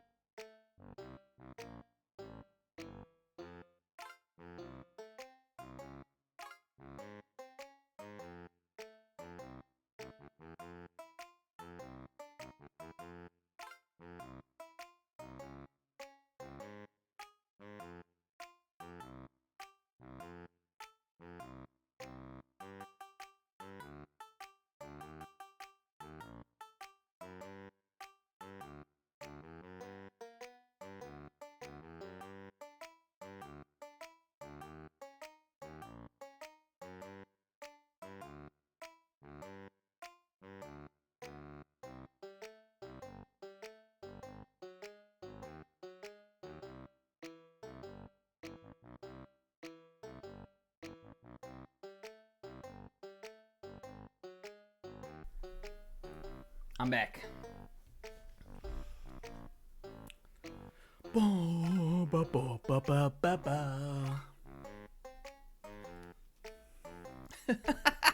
Hey, listen, this is premium content that you don't just get anywhere else. If you asked me to rank the Dragon Ball arcs on some other stream, I would have said, fuck no. Get the hell out of here. I think we're going to do Free ZZ Peak. I think it'll take us a little bit over the time. But fuck it, man. We didn't even get to play the game last week. I really wanted to. Gotta find a way to make money off of this. I really want to. What if we did top 5 I think you should leave sketches? Alright. We're gonna do Free ZZ Peak. I have such a fun idea for Mad Monster Mansion for a challenge. That does involve gameplay hindrances too. But I don't want to do it yet. So let's do ZZ. Free ZZ Top. I turned the AC on, but the AC takes a lot longer than the heat in this apartment to crank on. And because it did get quite hot, I don't know if I'm necessarily really going to feel it. One that I liked that... Oh, fuck, I need more water for this then. One suggestion I liked that Comb gave me was to eat an Altoid and take a big swig of ice water every time we get hit. So I think we're gonna do that. We're also gonna do the dibses for Free ZZ Peak, and then I think we're gonna do. So Sis suggested no ground pound like this, which is called the Beak Buster, I think. So we are going to do that. We are going to do a gameplay challenge. And I mean, still, listen, the challenge is that we're playing with 5 honeycombs, baby. I almost died in Gobi's Valley. Yeah, I know. We won't be able to use my cool movement tech to get off the snowman. But I don't think that'll be too bad. I think it's only a dibs if we get hit. I guess I could reveal 10 dibs. Do you guys want to hear 10 dibses? I think I've got enough. This won't be like a direct plan, but I've got enough on the dibs like list for sure. Dibs per hit. Do we want to do an Altoid per Jiggy then? Mix that up. I need more water though if we're gonna do it because my water is depleted. So let me just. I'm not even fucking muting the mic. You guys can hear me piss into my water bottle and then pretend like I was drinking water and not pee. I don't care.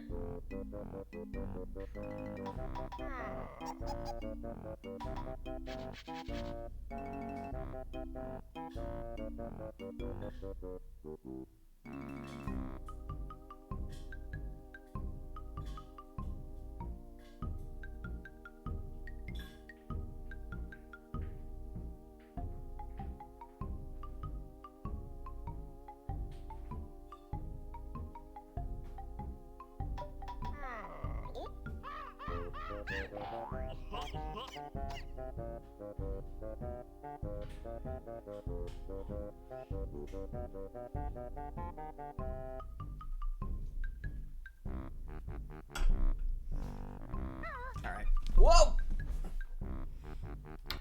Whoa!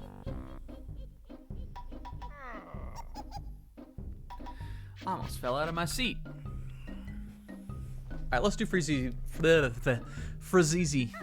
Let's do Freezy Peak. I love this level. Fun.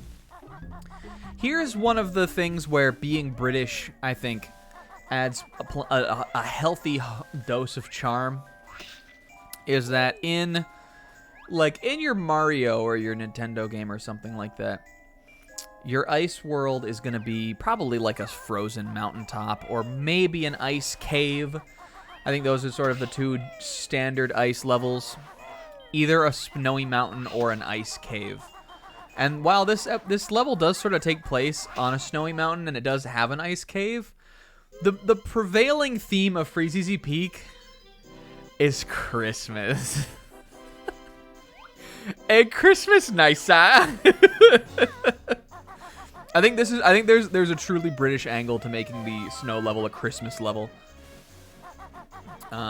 Or at least, you know, like a Anglosphere kind of level, or like a twist to it. So I love that about Freezy Peak, and I think it's so charming and delightful.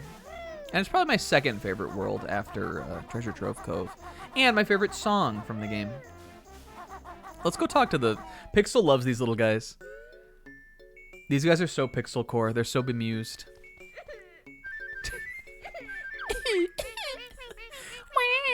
Where's our presents? Our dad, Boggy, said he was fetching them. He's been gone ages. Can I talk to this one too?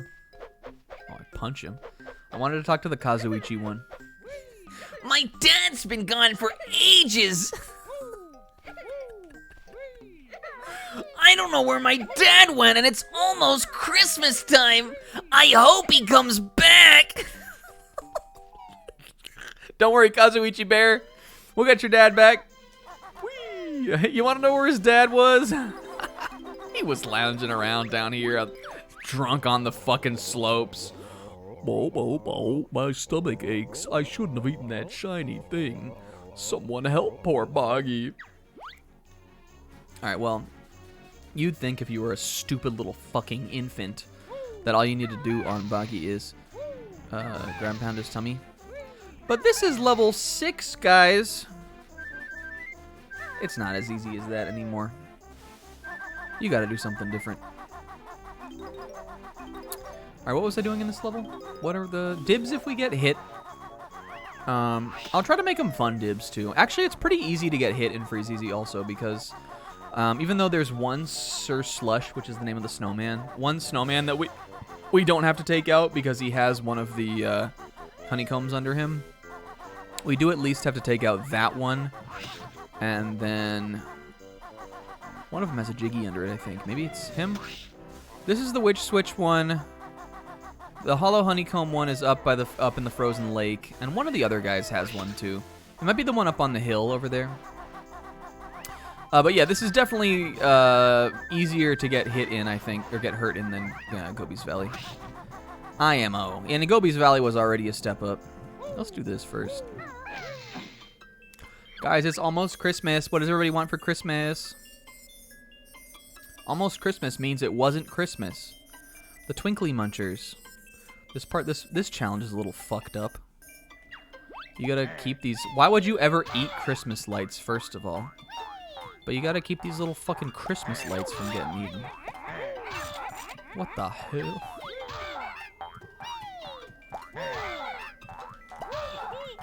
Banjo? And you can't save them all. I mean, maybe you can, but if you're really good, but I can't save them all. I wonder, is he gonna get bit by this guy? No. Okay. That was pretty good, though. That's the 5th one in.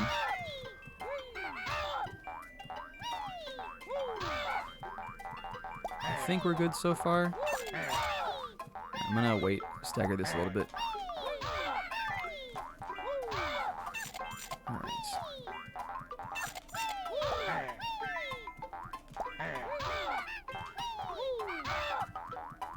Alright, we doing it. Yeah, there we go. With plenty of time to spare. On. This is also in the game definitely where these guys are a guy also. Not only are you saving the little Christmas lights from getting eaten, but they're also clearly sentient and they speak to you.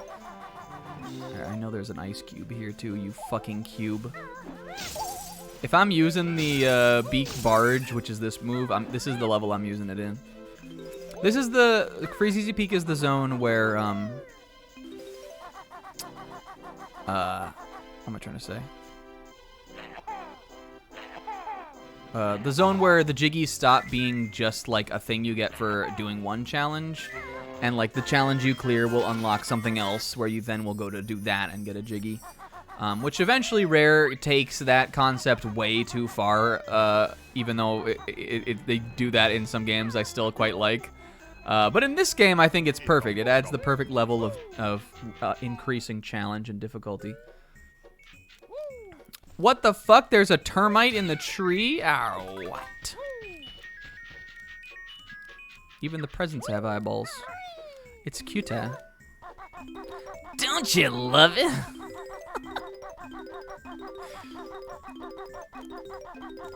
Anime night. Will's getting anime for Christmas. I don't know what the hell I want for Christmas.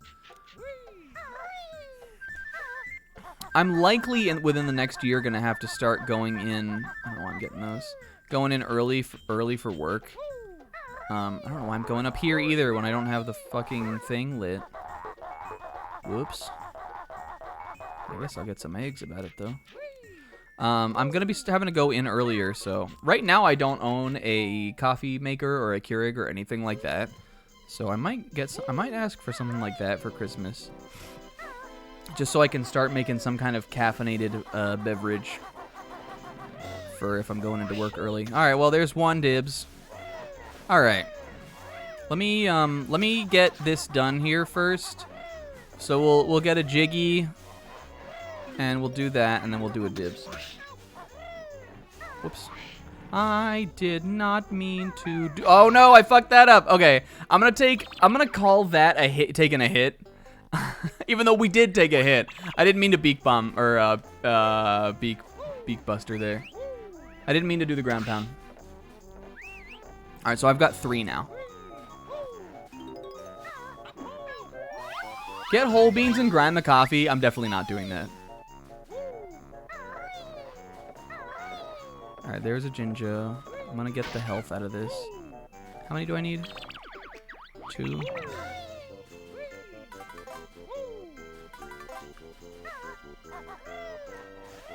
I don't drink caffeinated stuff at all, really, in my life. I don't much like the taste of coffee. It's fine. Like, I'll drink it if it's like if someone's like, "Hey, you want some coffee?" and I like want to wake up a little bit. But I'm not really. I'm mostly just in it for like having something that'll wake me up a little bit. Didn't I fucking... Oh, do I have to turn it on again? Watch this. Yeah, you definitely do use the... And I mean, I did think about this when we were accepting the... Accepting the whatever.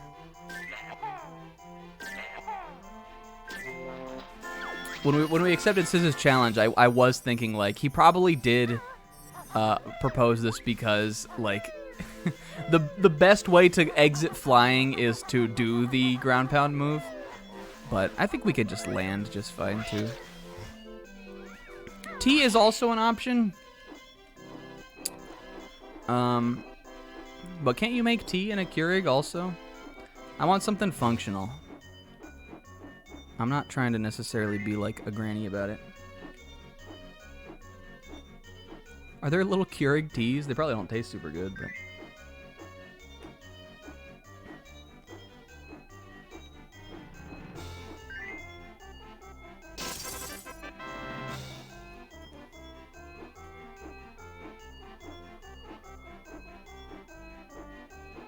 Didn't ground pound. All right, let's get the jiggy. Let's stand on top of a mountaintop.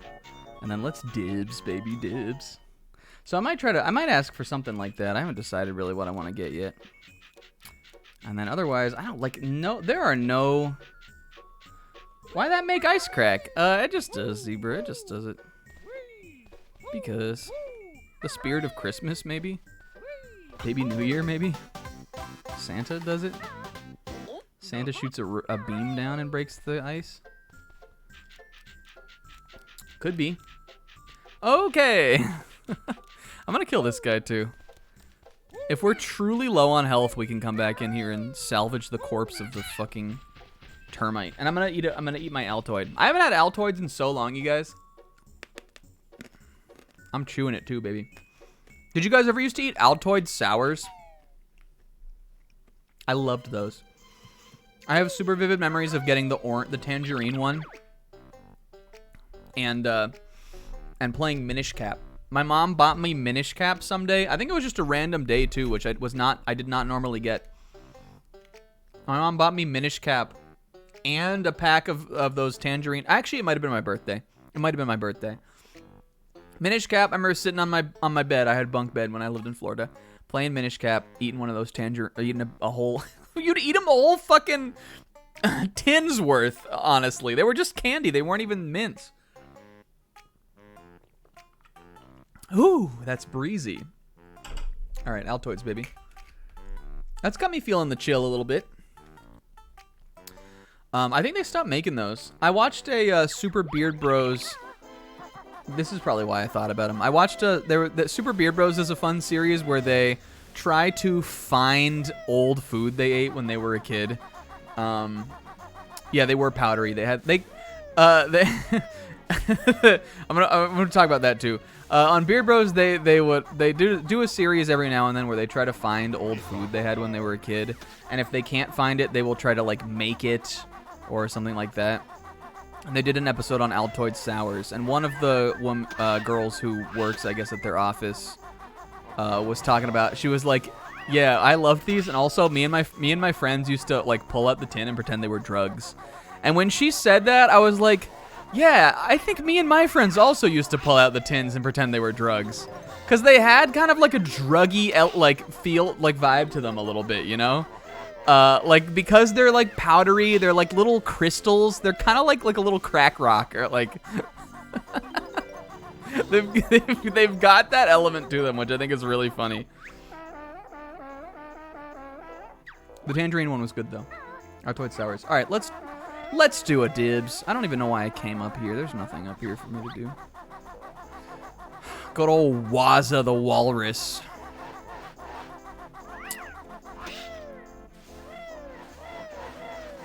Okay, let's get somewhere where I can't get fucking pelted with snowmen.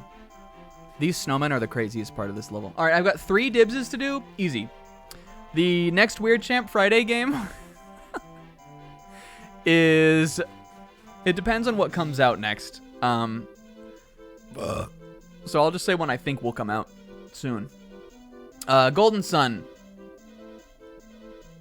This will be so funny on the walkthrough. We're gonna play Golden Sun as soon as that drops on NSO, and I've got a Friday slot available, which I thought was gonna happen this month, but they put Jet Force Gemini on there instead, which I also kind of want to play on here, but I'm not calling that a dibs yet. Golden Sun, we're definitely gonna play. Don't I have to do 2 more? Okay. So there's that. Final Fantasy IV Complete is gonna be the Sunday game after Danganronpa.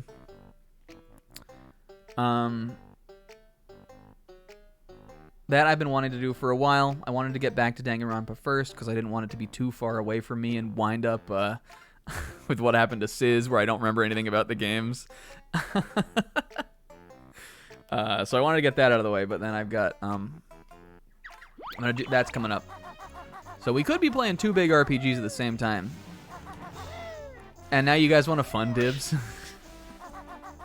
I'm gonna say this because it's one I know Will already knows. Me and Will are gonna play It Takes Two next year. It took 2. Me and Will are gonna play It Takes Two. He actually sent me a link to the game on sale the other day, and I forgot to get it. But 2024, it's gonna take 2. We may have to do another fucking dibs right now, actually. Or not. 'Cause we rule. Watch this landing. Oh, yeah, baby. Oh, yeah. And I didn't even get the health. And I'm not getting it either. Whoops. Okay, well, Kazooie had other ideas, I suppose. I think the game kind of fleeced me on that one. I don't think that was my fault.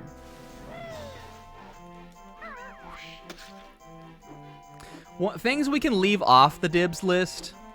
I don't want to get too into my dibs, so some of the things that like people know are coming, I'm still gonna say. But I will leave Halo 3 ODST off, if only because we already planned on doing that. Okay, that one's a Mumbo token. I might as well get it. I also got hit. So we'll leave that one off the list. Dark Souls 2 should be within the next not maybe the immediate next Sunday game, but the next couple Sunday games. Yeah, I'm thinking It Takes Two is probably a Friday. Sunday, I think I have more filled up for the next year. It took 2. But yeah, Dark Souls 2 is one. Let's see, I know a Jiggy shits out of there, so let's leave those notes for now. I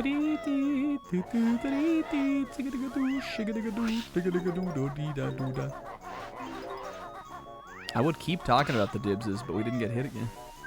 Now I'm like on that topic. Alright. Got this Jinjo. Let's see. We probably do the... Well, all the Well, I gotta get Boggy out of there before we do the walrus stuff. Isn't there, flight pad up there? Let's get back into the air from over here. We need to do Boggy, though. So then I can do... It's like, you get Boggy done, you get walrus, and you do the rest of that, like all that stuff kind of at once, is how I remember doing it. And then you kind of come back. Whoa. Oh! Alright. So let's do these. Look at that Mumbo token. Hehehehe.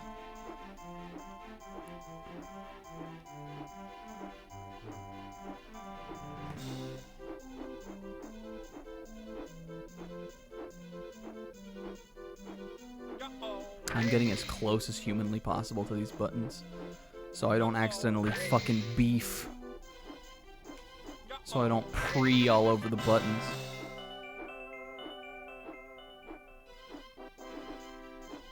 Yeah, we watched this crazy video the other night of this guy eating hot peppers. It was really fucking funny. And listen, Sis, I'm not gonna forget.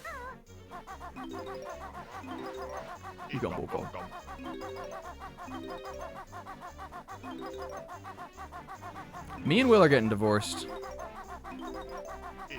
Married and divorced within the same stream playthrough.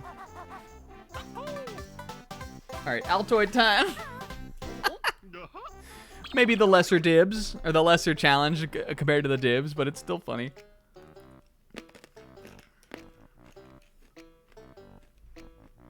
Crunching up a fucking Altoid.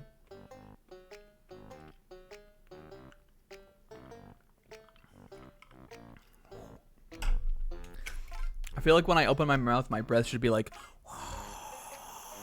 you know, like just some real. When I open my mouth, like ice breath coming out.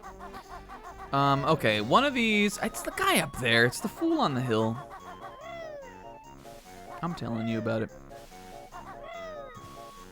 Who's the two kids we're staying together for? We're gonna take one of my kids and one of Will's kids. Kazuichi and Kazuichi and whichever one of Will's kids he wants to pick. Does Will have kids from video games? Is that a thing other people do? Zebra does, I know.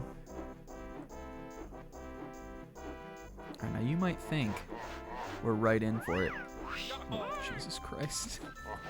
And you would be right, because we probably should have bombed a little bit earlier. Okay. Didn't get hurt, though. This puts me right in position. What's your favorite position? Isn't that a gold feather? Are you kicking me? One of these other ones does have something, right? It's not just the witch switch and the other. Let's get this now.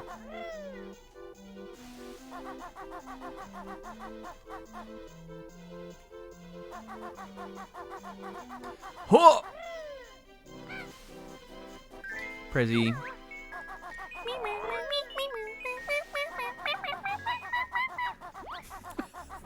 This is when I play games that I liked when I was a kid, I turn into a baby. If you could have seen my face when I was making that noise, I was just having fun playing a good old game. Stupid. Just having fun playing a good old game from when I used to like. We got a dibs to do, right? I got hit by the slush though. All right. What's the dibs? What? Oh, Mega Man Legends 2. Easy mode. Free dibs. You should have known that I could just coast on some of these cash-in dibses. You don't even need to know about the secret dibs I got cooking.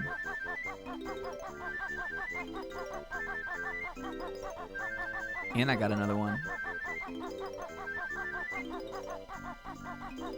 And I got another easy dibs. But we'll do a spicy one if we get hit again. We can, because I don't want them. I want it to be fun for you guys too. Yeah, this scarf rules. It's just like a bunch of fucking notes and red feathers all at once. And to be fair, you do need red feathers in this level because you will be flying a lot more than any of the other levels so far. But it's just it really activates my like collect the thing like good brain feeling kind of. And it's just also a really fun set piece to run up. I definitely remember playing this level as a kid, which I couldn't say for a lot of the other levels, but I specifically remember probably hanging out with a friend or something in my neighborhood and playing this level. All right, we got to get this Jinjo, and we need to not fall from here because if we fall from here, we will definitely die. Why was he getting the gold feathers even? Who knows? Couldn't tell you. Just danger, no return. All right, we want to go up here to... There's obviously a Jiggy in the pipe. And an Altoid in the mouth. Or a sausage in the mouth. Do you guys like Mrs. Featherbottom from Arrested Development?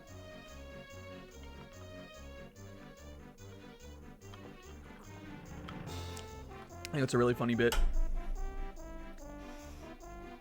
One of the best Tobias bits for sure.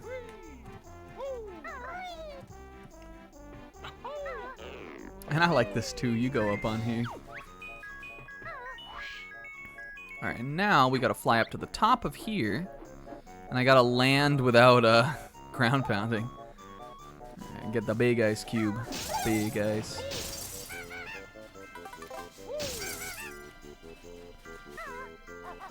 And the notes. Isn't there I thought there was a jiggy up here. Just notes? No jig? I mean, I guess you get 2 jiggies up here. You get one from the... let's see, what's the best way I can get back here? Like that, I guess. 2 jiggies, one from the pipe, and then one from from Bottle, or whatever the fuck his name is, Boggy. You guys, back in the day, if you know anything about, like, Eubins, Boggy Bear was, like, as much of a bit for our friend group. Boggy Bear was as much of a thing back in the day as Eubins. He was super important to the group. And going, whoa, to like Puddle Plains group. He was massive for the lore. Whoa! This guy. And here, he's about to do it too. That's better. You found my sled. I'll go and practice for the big race now. See ya, buddy. He's not even going home. Oh, I thought he waheyed there. Well, he waheys when he's running. All right, Altoid Steiner. Altoids are kind of making me sick. But in a good way. How am I doing on prezzies? Well, show me my prezzies in here. No? Okay.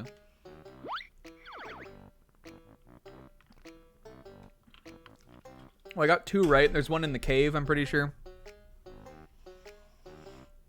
Yeah, he's running away from his Winston Payne bear responsibility. All right. So, let's see. Jiggies we have left. We have that one from the bears. I still have the Jinjo one. Right?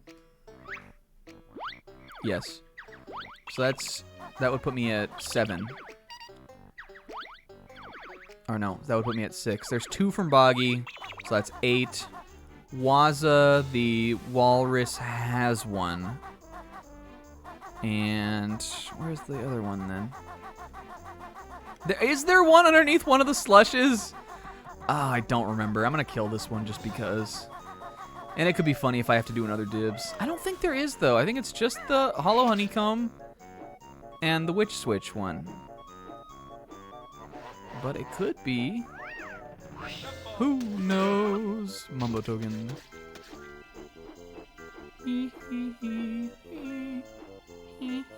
Did I get this? Yes. Okay. Well, we'll figure it out. We'll find it as we go. Again, level is not that big. I'm gonna go to Mumbo now. Because the second Boggy race is after. Anyway, I'm getting this life too. And I'm not ground pounding Sizz if you think for 1 second. Though it is tripping me up every time, so it is a fun challenge for sure.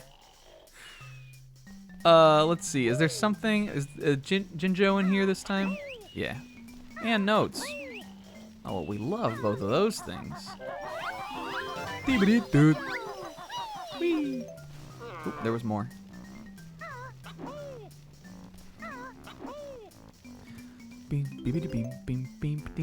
Do I like having 91?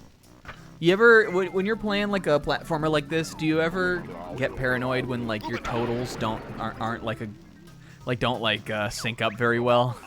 Do you get paranoid you miss something if you're like left with an odd number of like the collectible thing or something like that? Because it definitely happens to me. Now again, sometimes this game will put its collectibles in sort of an odd arrangement, so it's not the end of the world. Again, I know this guy, I would stake my life on it that this guy has a honeycomb under him. I know it for sure. Alright, we got hit again, so I gotta do another dibs. This might be all the rest of the notes, actually. Dodging these. Do you like the little walrus, too? I love him. The transformations in this game are, like, a little bit nothing. They definitely would be fun, like if you were a kid playing it, just because it totally switches the game up, and it's just like a fun little distraction. But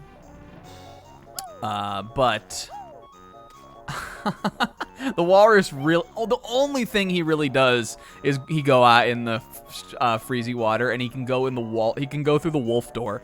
He can specifically be the walrus that needs to go in the door that walruses can go in. But I still love him, though. I think he's adorable. And I think walruses are cool animals, too. Did you know they're more related to... I think they're more related to sea lions than seals, than true seals. But from what I remember taxonomically, I actually don't think the walruses are super closely related to any of those guys. I think they're their own... I think they're the only extant member of their, like, family, is the walruses. They're definitely in the, like, sea lion, seal, like, clade.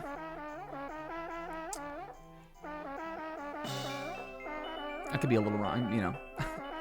I don't know every taxonomy of every fucking mammal, but I think that's true. So that's kind of interesting. All right, Altoid, and I need to do another dibs. Stop talking about cladistic snack. Only you care about that, anyway.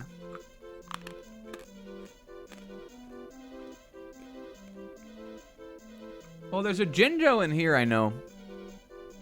There's not another Jiggy in the Walrus Cave, is there?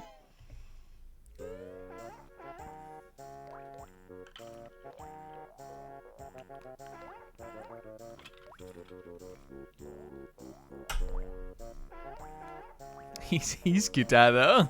Look at that little go, go. Hee hee, fun for me. Fun for me. You can only play it when you come to my house, though. You can't play it at your house, hee hee. All right, well, no, the Jinjo's in there, so there must be another Jiggy in here, because there's this little freezy cave that you go in. All right, well, hold on. Give me a second. I'll pop another Altoid if I have to. Hee hee, fun for me, go, go, go. You can only play it if you come over to my house, but you're invited. Oh, this is the other honeycomb. I should've known. Oh, I'm gonna get hit by this thing too, huh? Run, walrus! All right, 2 more dibses. All right, so I still need to do walrus race though. So let's do that, and then we'll come back and get the Jinjo. Is there something is there a Jiggy I opened up and I forgot to pick it up? I don't think so. We'll figure it out. This is more something that you just, as you know, because I know I just have played the game a lot of times. As you're playing the game, you just remember, kind of. We kind of are low on eggs, right? All right, 2 more dibses. Okay, the Splatoon 3 side order DLC we're definitely going to be doing.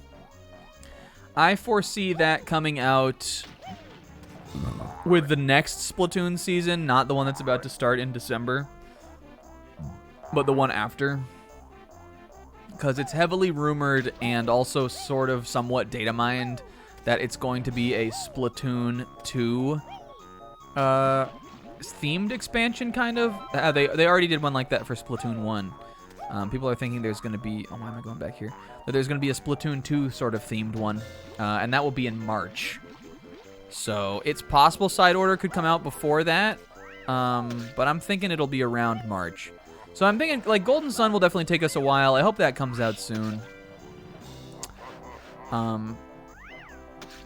If not, we'll find something else to play on Friday. But I really want to play that because we played Octo expansion on here, and I had a lot of fun doing that.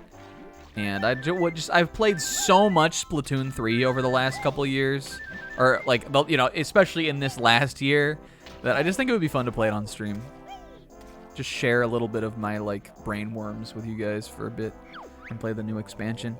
And then another dibs after that, just got announced for the N64 NSO. We are so goddamn playing Jet Force Gemini on here. This is like a totally, I just added this to the dibs list the other day, but I'm so goddamn playing that. It's a rare game I've never played. I've heard it's like kind of crappy, but also kind of cool. Like some people say it's good, some people say it sucks. I know a lot of people do, like, the main thing I hear about the game is that you have to 100% it to beat it, and that sounds like my heaven. Not my waking nightmare, but my true heaven. So I think that'll be fun. We're definitely going to do that. That'll be a Friday game, too. Arl? What if he was talking about, like, what Puyo character he liked the most? And he went, Arl. That's a character from that. Well, hey, also. Hey, this is wonderful, by the way. Fun for us. Now, Boggy rubber bands pretty fucking hard. So what I like to do is just kind of like stay a little ahead of him. And then there are some corners you can cut. Really can let him get ahead here, because there's, especially if you make these big jumps like this, you can get way ahead of him like that. We only need to get back up there, so what I'm gonna do is like, gonna hit him with like a little spicy this. I'll work. Oh, we end over by the cave. That's right.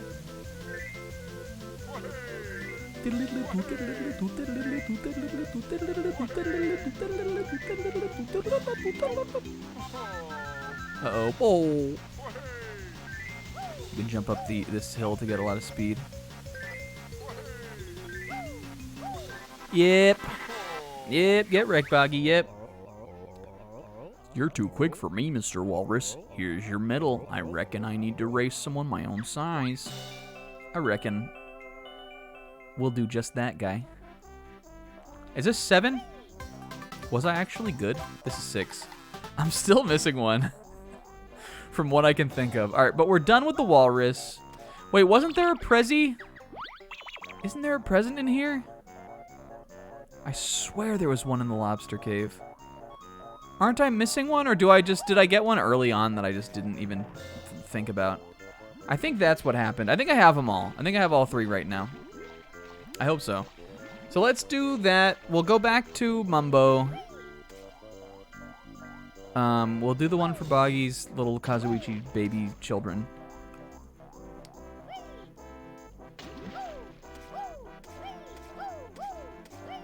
And then we got the Jinjos. And then we got the other Boggy race. So what's Jiggy number 10? I truly don't remember.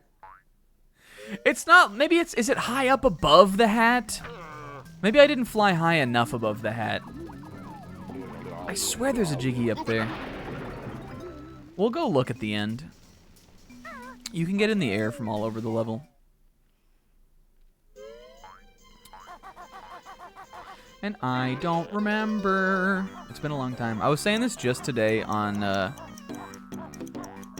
Zebra Stream, that even like my favorite games, and this game, listen, this one I've played a lot of times.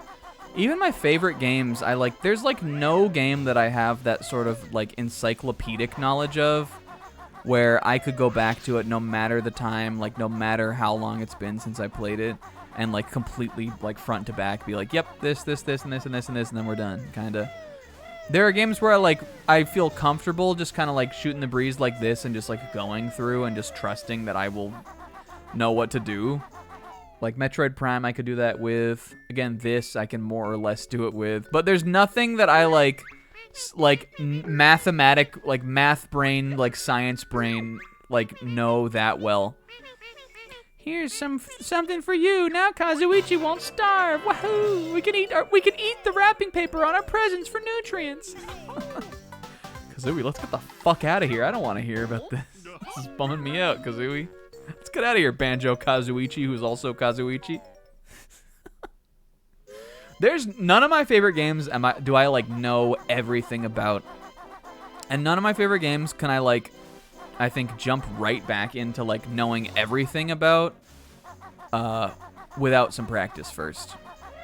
If you give me another run of Banjo-Kazooie, I'll fly through it faster than this one. But this first run of Banjo-Kazooie that we're doing, even this, I'll forget some things. That was a total throwaway dibs. But I think it really comes down to just how often you go back to your favorites, probably. Which for me is not that often.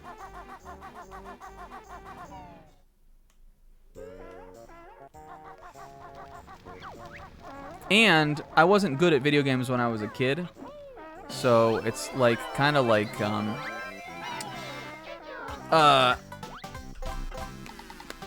you know, it's kind of like I had to learn a lot about my favorite games for the first time as like a teenager or as an adult.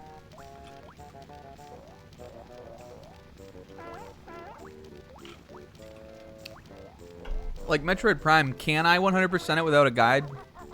Definitely. But do I have it so down to a root that that I'm like not gonna forget something? Definitely not.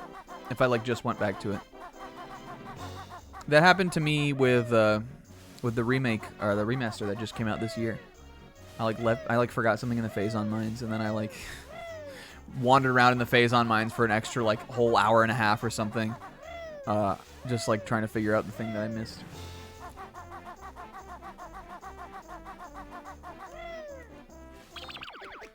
Okay.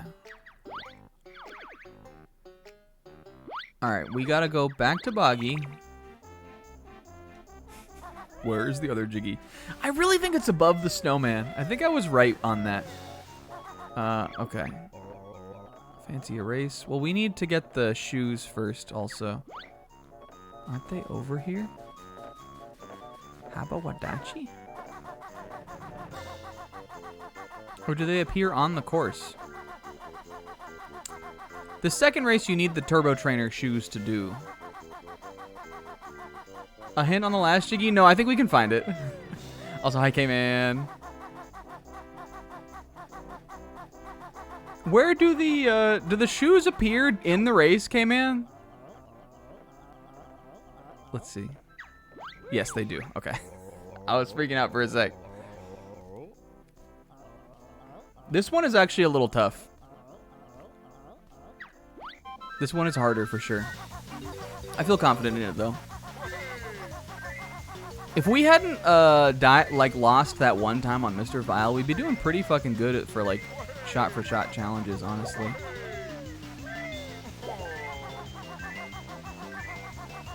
But there's not like too many challenges in this that are like truly difficult, like DK64B for Bother or something.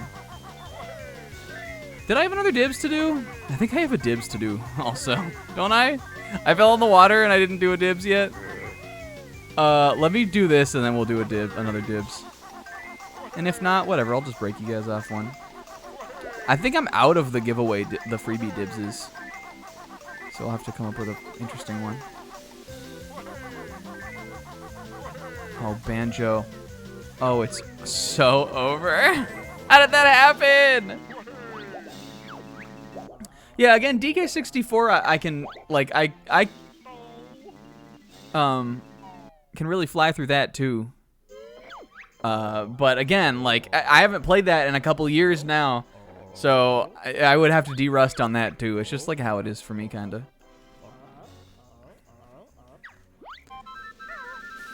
It might just be the way that my brain works, where it's like, if I don't need the info, I will put it away. And then, like, to pull it back out, I need to, you know, I need to win. I'm on Windows 8 in my soul as well as on my PC. I need to, like, I need a minute to boot and get it back. But I envy people that can do that.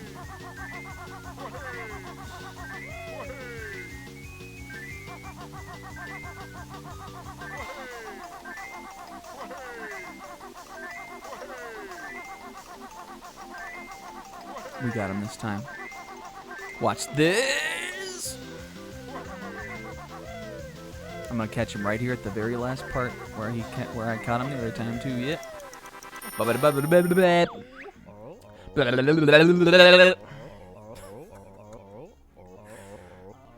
Your kid's presents. I found them, you fucker. I should have left him wandering in the wastes for the rest of his godforsaken life.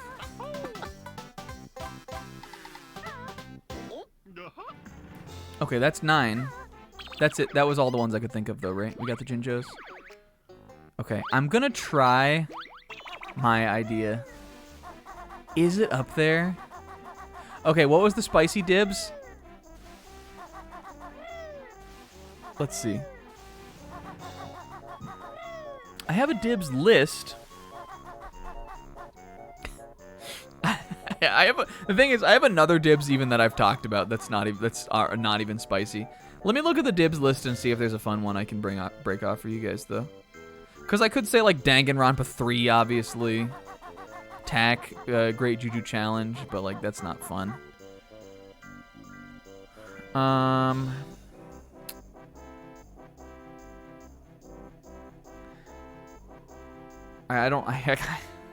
Most of the stuff that's on the dibs list I've already said or talked about.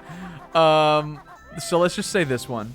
I want to do a Destiny challenge of Pokemon Scarlet. And I've actually been working on that already. That's a Sunday playthrough. I don't know when we'll do that. It could take a while, but I also don't think it would take that long. So we could do it before Dark Souls 2, or we could do it after. I'm not 100% sure. I think I would kind of like to do that within the next year. I've already been working on sort of the planning phase of that. Just kind of figuring out like how I would do it. Okay, it's not. I swear there's one that appears up here though.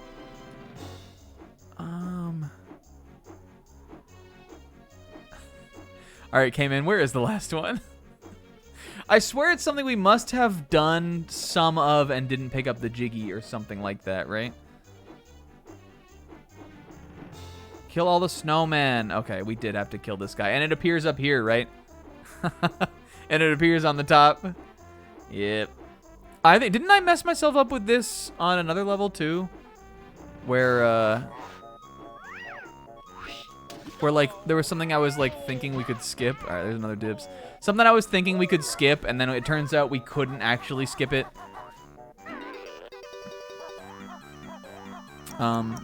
Because we did need to do it. We just didn't need the honeycomb. I swear we did another level where something like that happened. I don't remember offhand which one it would have been though. But that makes sense. Am I going to the fastest this? Okay, another dibs. You guys want another one? Another one. I want to do... So back in the day, this is going to be a threefer dibs, you guys. This is going to be crazy. You're not even ready for this. I'm thinking this will be a Weird Champ thing. Similar to the Eco themed month. Back in the day, on the Snack Attack 8 stream, we used to do this little thing where we would play games that I had played some of before, but didn't really like vibe with that much. Just kind of like reevaluate them or give them another chance, you know, something like that. Yeah. Fuck you, snowman. And the one that I want to do as a month is Super Giant games. Which maybe they don't have. Maybe they have more like games that they like published or like games that aren't necessarily in the same kind of like series. But Bastion, Transistor, and Hades. And I know Hades is a roguelike, so I don't know if you beat Hades or really to what degree how that works. But we could just like play some runs of it, like just play it for enough time, kind of. Yeah, if you beat Hades, then we'll like beat Hades. But Bastion, Transistor, and Hades, because the only one of those that I've played is Bastion, and I thought it was fine. But I just didn't like. I guess like at the time when I played it, I like didn't vibe with it enough to like keep playing it, kind of. So I don't know. So that's the only. I mean, that's like the only one. But I would like to play Hades. It seems really good, and I've always been interested in it. Fuck, I gotta do another dibs. And now I'm stuck down here with no water. And I know we can just quit out of the game, but it kind of doesn't feel right to not do it. Let's see if we can get out of here without taking more damage. Try it like this. Yep, he's a god. I did take one more though. So yeah. So I think that would be an interesting, similar to kind of the Eco month, which again was like multiple months, and this would be longer than that for sure because I think overall they're longer games. But I think that would be fun to do. And the last dibs. Oh, don't I have like 2 or 3 Altoids to eat? I'm popping them all. If I get teleported to Mount Everest, I leave my worldly belongings and all my money to my son, Kazooie Soda. I'm gonna take a big chug of water too. Cause let's be real, I'm probably not making it back.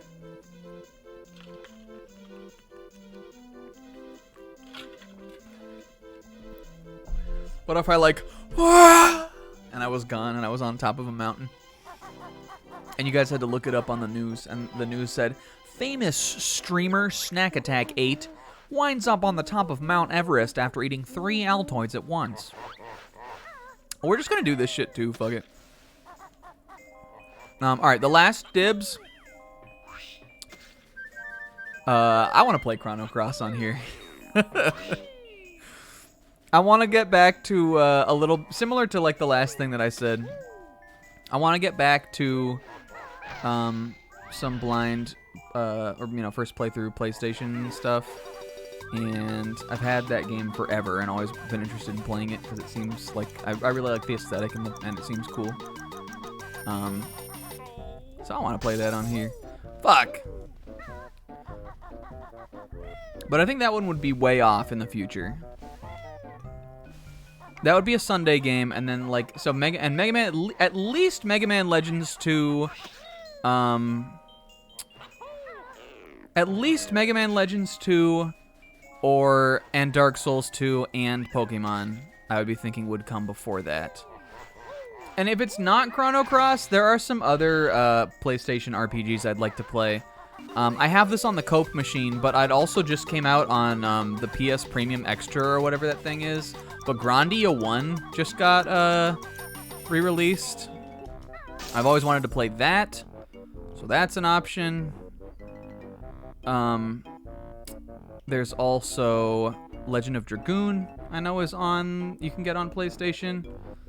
So I want to do something on like some old RPG like that. I want to get back to the clack. And I'm not saying not more than one, but I'm just saying like it feels like it's been long enough.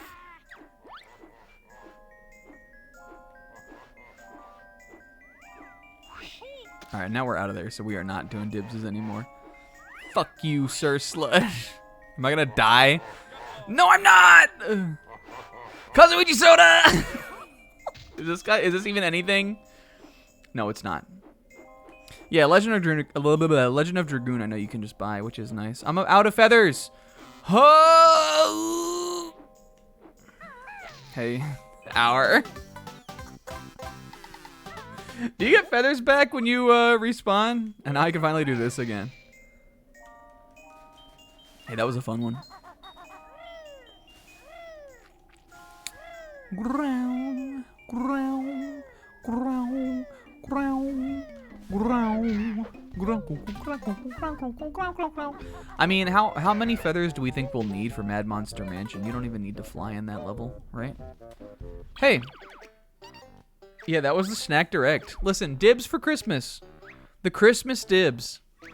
Let's look at our times. Mumbo's was 21, but I played that with the controller upside down. 35. Is anything over an hour yet? Mad Monster Mansion will probably be the first one that would take us there. Oh, Bubble Gloop Swamp. Well, but that was the push-ups more than anything. This one probably wasn't. Did Gobies and Freezeezy take me shorter time than Clankers? That's crazy. But I guess we were talking a lot about One Piece and Clankers, so I don't know. All right, you guys want to all jack off together and then we'll end the stream? I think so. I hotly think so. Get ready. Wait. What if we had like a Snacka sexy grunty emote?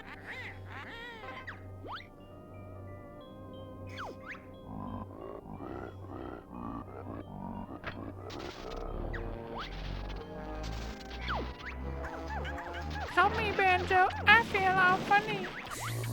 Dude. Grunty wins.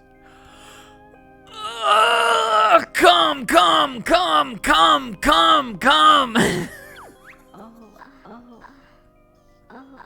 We can enable it. Snack a sexy grunty. Yo, Vine sus. Oh, Vine Goblin? I'm putting that on. Easy. I guess it wants me to log into, it wants me to log into BTTV again. I guess I somehow got logged out. Oh, we're enabling that, baby. Vine Goblin is so funny. I thought it was sub only, but if you can enable that shit. Done, done, done. Hey, well, we went a little overtime today, but we did get another level done. I'm a little anxious about what the rest of the playthrough is going to look like, because even though Mad Monster Mansion, I'm confident will take about the time that these last 2 levels have taken, Rusty Bucket Bay has the potential to be difficult, and so does Click Clock Wood. And then the final boss is gonna take forever. It like I can't be understated how tough it's gonna be to do Gruntilda with 5 health. Really, that's the challenge, kind of. The whole challenge sort of leads up to that. Click Clock Wood will be tough for sure. Rusty Bucket, you know, can get hairy, can get dicey for sure. But it's gonna be that grunty battle that is really gonna be difficult. So I don't know like how we're gonna space out the rest. We could do Click Clock Wood before Rusty Bucket Bay, which could be crazy, I guess. We could try to do them both next week and save Mad Monster Mansion for last, even though you need the pumpkin to get further into the game, so we'd have to dip into the level. I'm not sure how I want to do it, because I don't want to wind up in a situation where we have to do Click Clock Wood in the last, like, hour of the stream, or where we have to do Click Clock Wood and then Grunty in one night, because that could also take forever. So I'm not sure how we'll, like, ration it out, kind of. We could run all the way to Click Clock Wood and do that. Well, can you do that? Yeah, you just need to open the puzzle. 600 notes, I think, is enough to get you down there, but I could be wrong. We could do that third from last. And then we could save one of those other 2 shorter levels. Or just do that and then see how we're looking on time, and then do Rusty Bucket after that, and then do Mad Monster Mansion and The Witch for the last stream. I don't know. I'm trying to figure out what makes most sense time-wise. It'll also all come down to the challenges, too, for sure. And I have a fun challenge idea for Mad Monster Mansion. But, you know, that'll have to wait for another day, baby. Stream 3 hours plus 2 weeks? Ski, huh? Yeah, I mean, I don't think the time is, like, super accurate. I don't think it counts time you were paused. It might not count cutscenes. It obviously wouldn't count like this, like shooting the breeze at the beginning of the stream. We paused a lot in Bubble Gloop Swamp. we Bubble Gloop Swamp, we paused a lot. Loading times, yeah. Hey, this was fun though. I'm glad we're back. I'm glad my OBS isn't permanently disabled and my computer's not dead forever. Oh, when we were talking about Splatoon, I wanted to bring this up. I got the deep cut amiibos today, and the big man amiibo is glorious. The other 2 look good too. Shiver's face looks a little weird, but like it's just sort of because she's an amiibo, like they're not the highest quality product. But big man, one, he's gigantic. He's definitely big. And I think because he's like sort of a flatter, like more like just a shape and not like a humanoid character. They did a really good job with him. He's like a little, even almost kind of like translucent on the sides, which looks cool too. I need to figure out somewhere to like put them. Cause I have my Off the Hook amiibos, and my little Judd plushie that Wolf got me for Secret Santa for HouseCon. So those are by my Switch games. So I could put them by the Switch games and do like a Splatoon shelf for my thing. But then I also have all my, like, my 7 Samuses that I own on the Switch shelf right now too. And I don't have anywhere else to move the Samuses. So I don't know where my little Metroid shrine is going to go if I move the Splatoon characters into the Switch shelf. So those are the current woes in the snack world. Hey, what a stream, gamers. What did we do today? We talked some One Piece and we held our breath. We ate some saltines. I cranked the heat up and we talked some Dragon Ball Z. We talked some Dibses. We ate some Altoids. And we forgot where the last Jiggy was in Freezy Peak. But hey, I had a great time playing. I love playing the game, and it's only fun for me to have at my house. But you can play it, but only if you come over to my house. You can't play it at your house. Try to play it. I'm serious. Try to play it right now. Try to boot up your Switch and play it. It'll tell you got to go to Snack's house to play the game. But you guys can come over to my house, too, and you can read all 14 of my Berserk Deluxe editions that I have. Because the most recent one of those just recently came out, too. And I haven't read it yet because I'm sort of afraid to. Hell yeah. Hey, thank you too. We had a bunch of action at the start of the stream here too. Kingo, I'm saying try doing it. Yep. See? What did I tell you? Try doing it. You can't play it unless you come to my house. I have the game. It's fun for me and only me. But also for you, but only if you're with me.